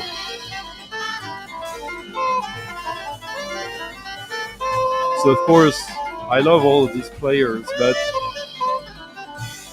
anything with Joe Gallivan is bound to catch my interest. And in this, he plays obviously the drums, percussions, and the Moog synthesizer.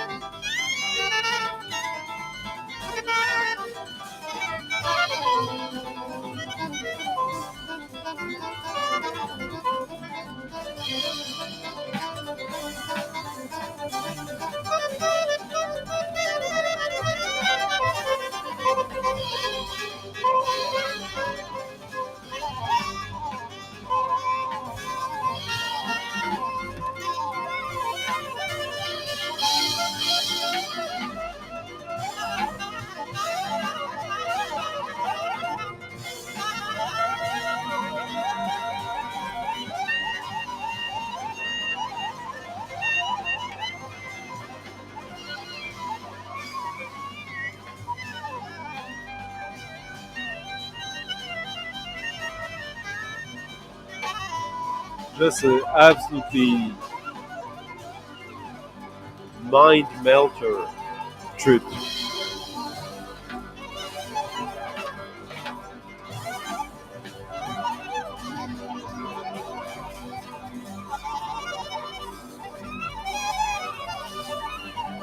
The track listing is a bit counterintuitive since there's only 5 tracks on the album and there's 7 tracks on the on the on the cover. But this is the closing track of the album.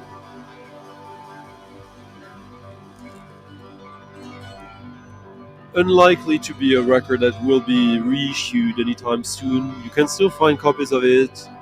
It's kind of,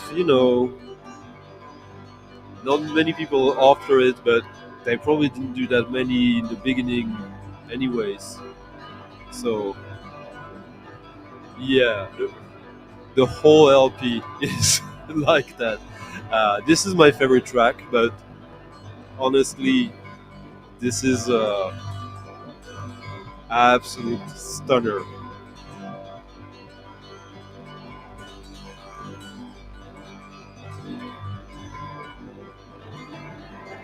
Electric bass though, not double bass.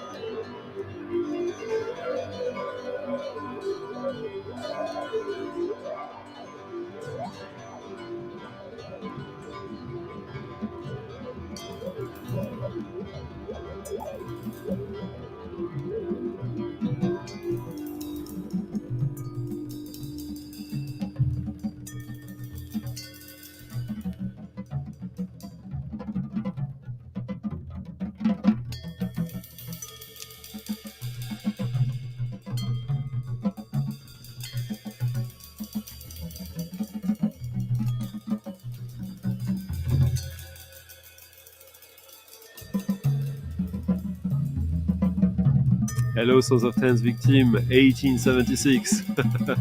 Well, we are in Quebec now.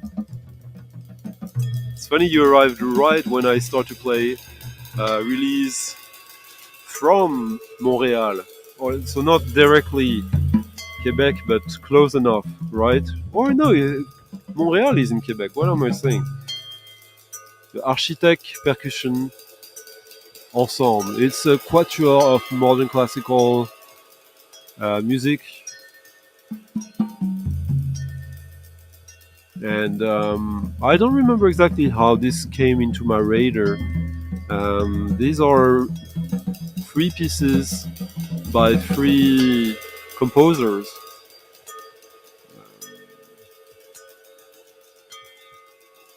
That are not the musicians. You have, 4 percussionists playing this record. I honestly don't remember at all how I got this, but I thought this was going to be quite interesting, and it is. This album, The Privacy of Domestic Life, explores thresholds between temporal stability and instability, human and electronically produced sounds, and popular and contemporary musical idioms.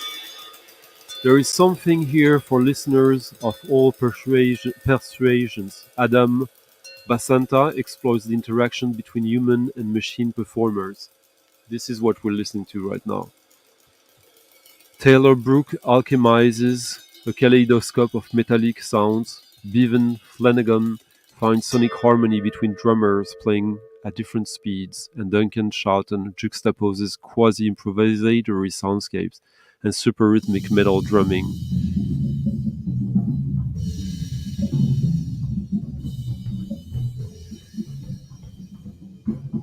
Well, I don't see the composition by Duncan Charlton, so I guess there was some kind of mishap in the credits of writing.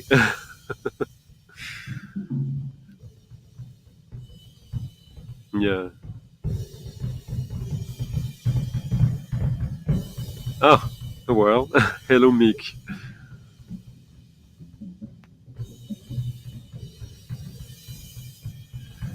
And Otto is telling me now that he's off to sleep soon. And we have a half an hour more to go, I guess. If everyone is in the mood for, huh?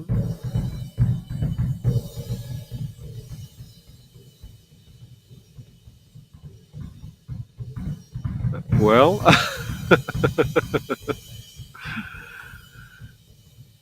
yeah, this was released in 2018, and it's on the Canadian Music Center label, which has quite a few good records.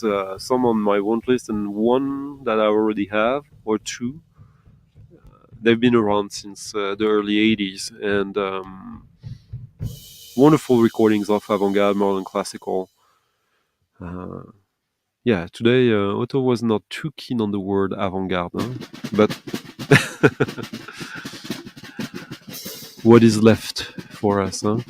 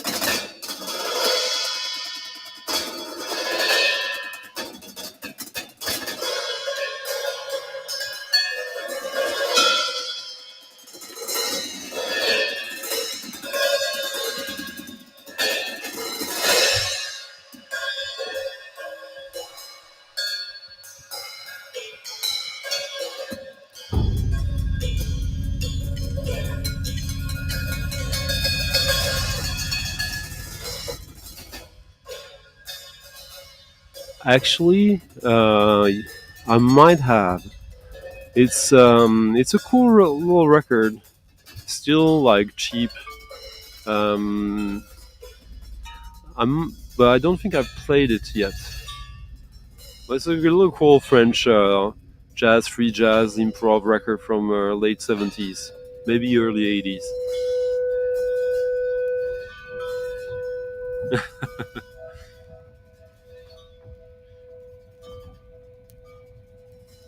Oh, maybe we have that again. And yeah, I have a couple of epic tracks for that.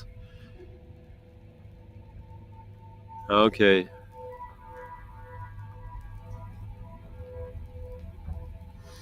Well, maybe because the lineup is interesting. Um, it's a cheap one. That's a good reason, right? Just to check it out. It's not necessarily a favorite of mine, but it's a decent record. Um, I don't have it currently, though, so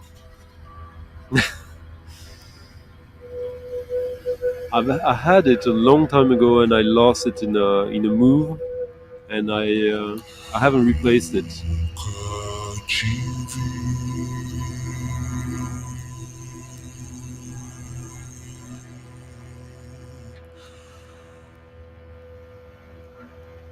Now a record that I discovered through the VC.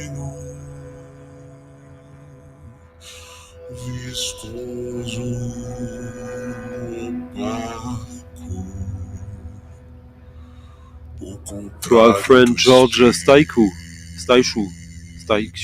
I don't know how to pronounce it, sorry. Our friend from Romania. A record from Brazil.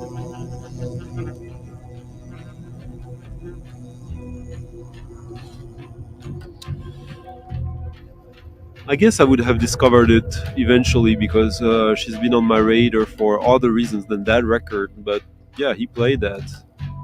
And really, really, really cool record. This is the Maria Portugal album, which is her and other people, obviously. Recorded in Sao Paulo in January 2019. This is on a Brazilian label. Or maybe not. Because I see a logo of GEMA, which is the right holding company from Germany. It was released in 2021, anyways.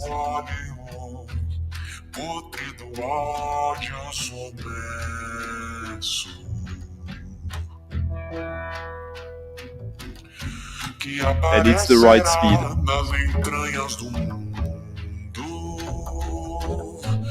Por entre as fissuras da civilização.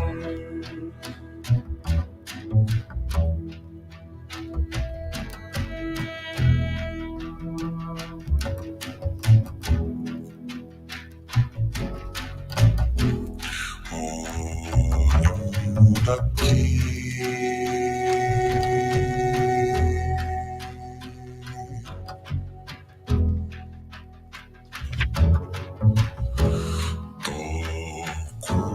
Teu rosto vistoso e traço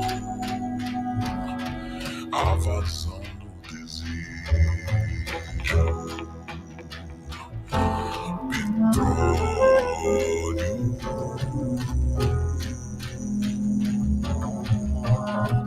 bálsamo, óleo, leito de rio submerso, secreto.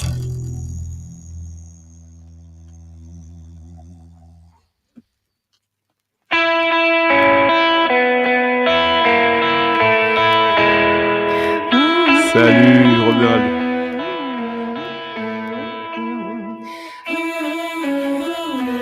This is wonderful.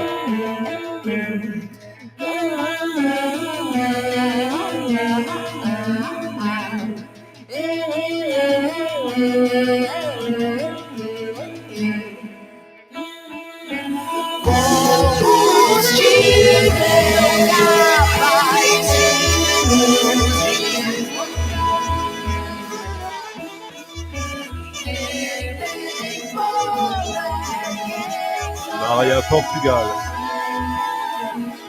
Maria Portugal.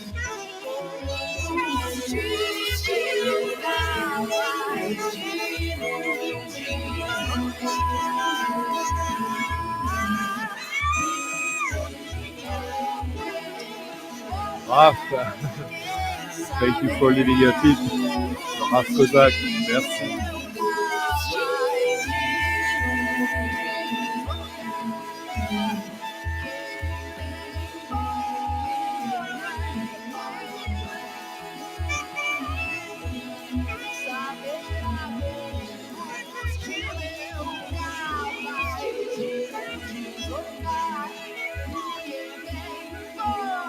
A record that defies classification, I would say.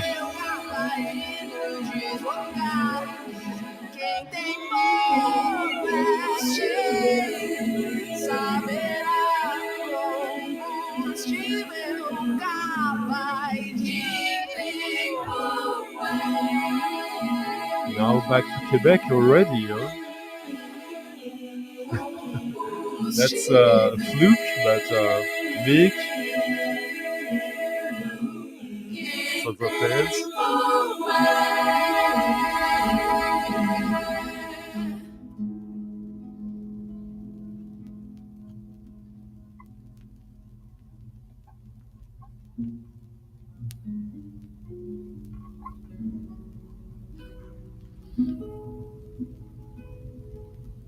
Lovely little record. Maria Portugal, she's been, I believe this is her first album under her name, but she's been doing a lot of stuff in the past like 6-7 years. She did the soundtrack to a movie recently, pretty good, electronic. She's a drummer, but she does everything. She was in a trio, a female trio of free jazz, Brazilian music, but just goes beyond that. And all the women she was playing with have done really exciting solo stuff as well. And I think she moved. She probably lives in Germany now, but really worth keeping an eye on.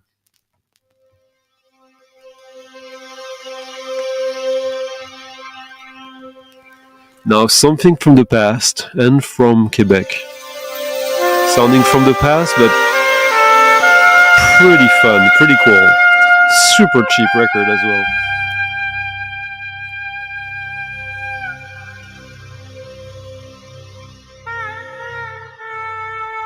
New agey prog. You tell me.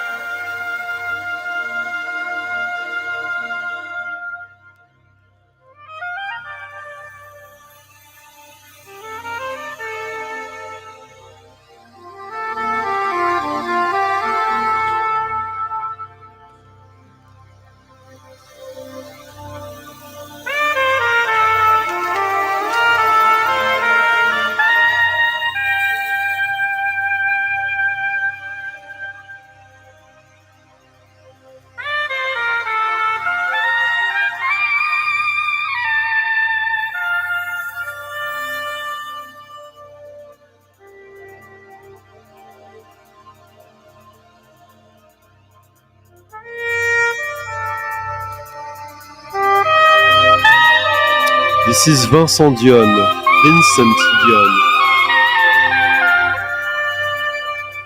Destinations. 1988. Montreal. And this is when it gets really cool.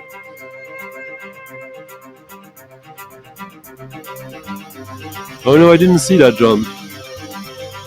All right. Interesting.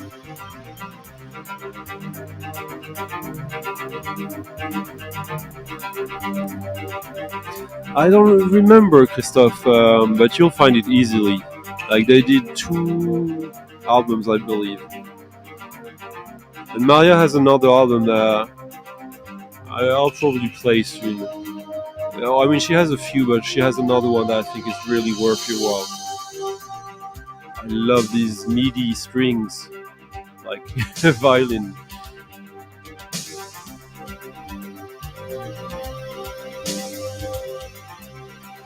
Nil bleu, nil blanc, which is kind of a play on word, like neither blue, neither white, but it's also Nile, blue Nile, white Nile.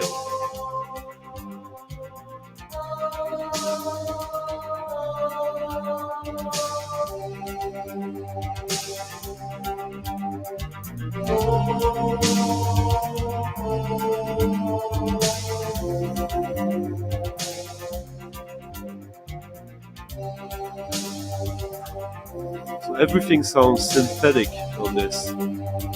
Vincent Dion, percussion ethnique, acoustique et électronique, synthesizer, inform like computer, voice, and assorted noises. Paul Mac Kendless.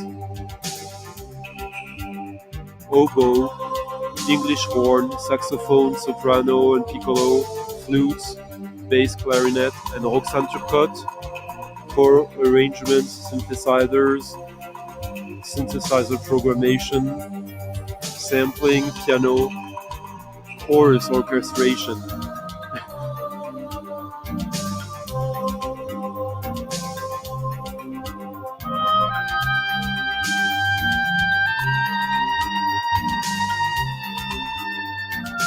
Salut Alex!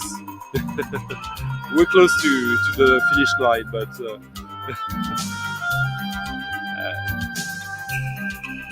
you just have to get past the kind of like very digital aesthetic of the sound. For me, it's not a problem, not an issue at all. It's absolutely beautiful.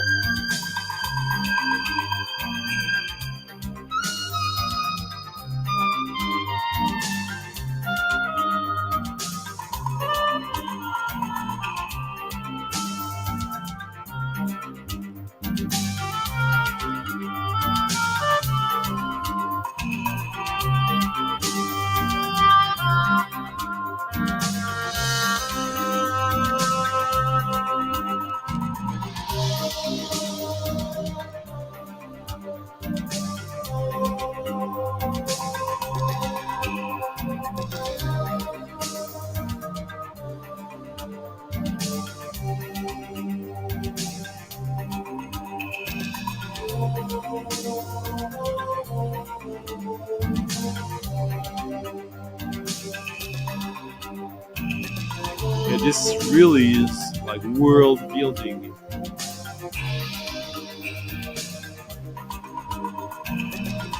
It's kind of like this was the music of a civilization.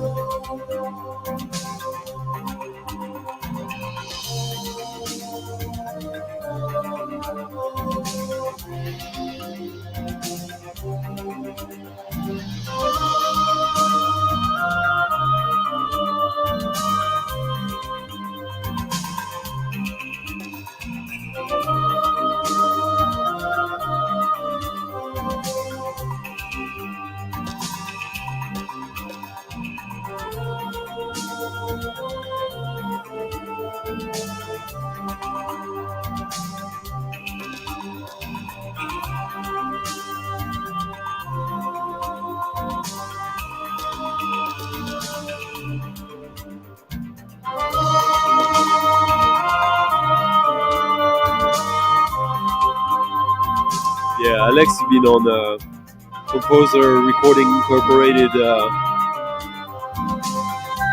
high lately.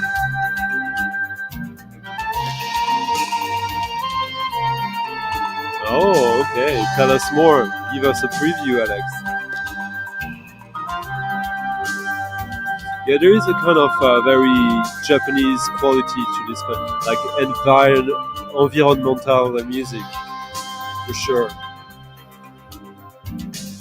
But this is a record you can probably get for like $5 on vinyl, plus shipping.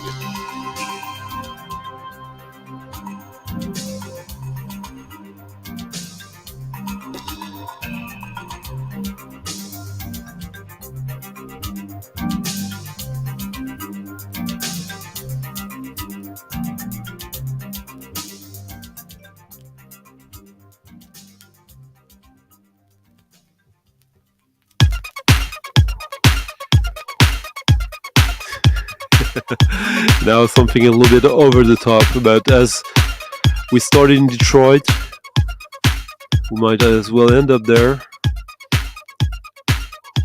But with a Frenchman.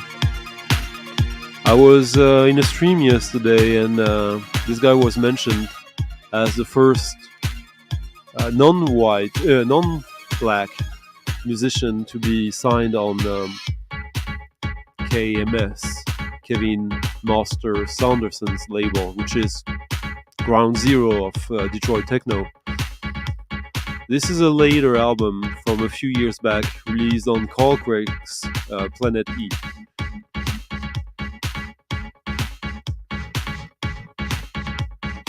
Hard as hell. There's a little bit of a, like the intro, and that comes back as a sort of bridge that I think is a little bit over the top, but this is really, really, really cool.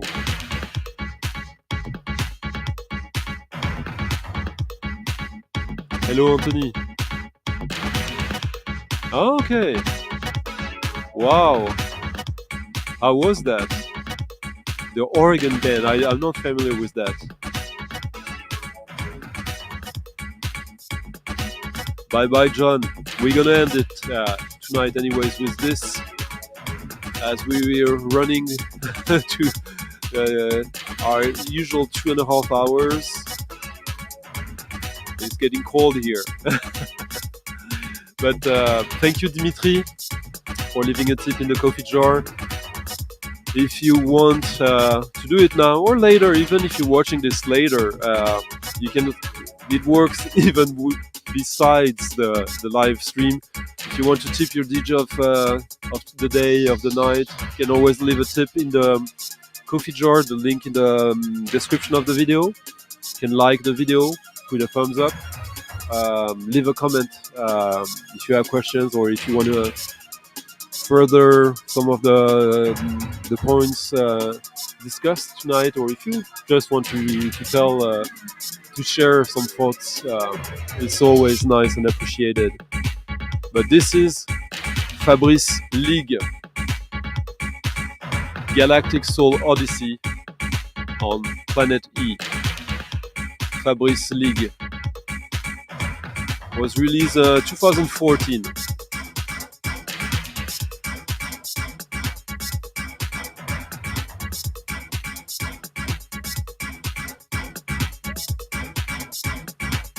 And yeah, this track, if you just think about it on the dance floor, this is pretty dope, and it's gonna get better now.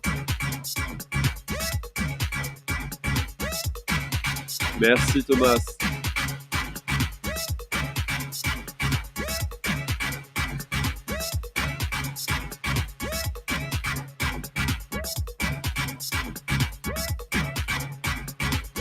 Merci, Christophe. Now we get the typical Detroit string pads.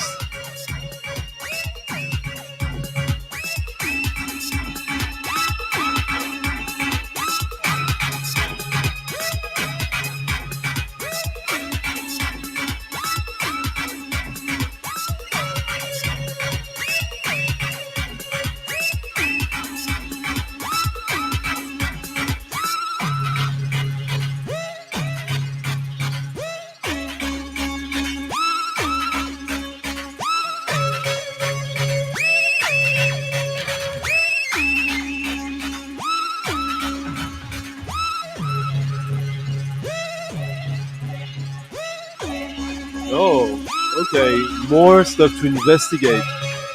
Thank you, Anthony and Steve. Merci, Mercury.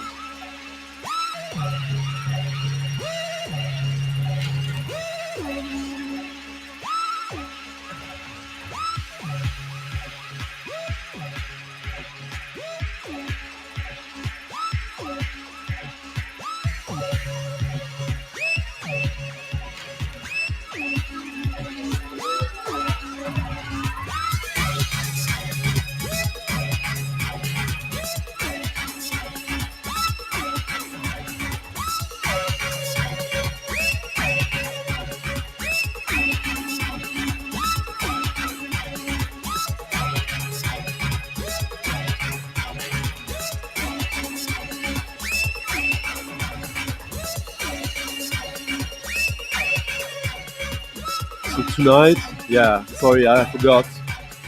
Thanks to Thomas, Andrew Lukov, Frank, Gidget, Sean the Vinyl Dreamscape, Mercurian Man, Bat Manian, John Levinson, Raf Kozak, and Dmitry Venediktov. Merci les amis. I'll see you next week, the week before my birthday. So I'll try to do something for that. And this weekend, Marcos, Bat,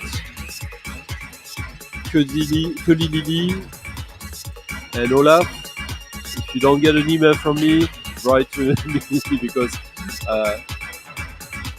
it's you.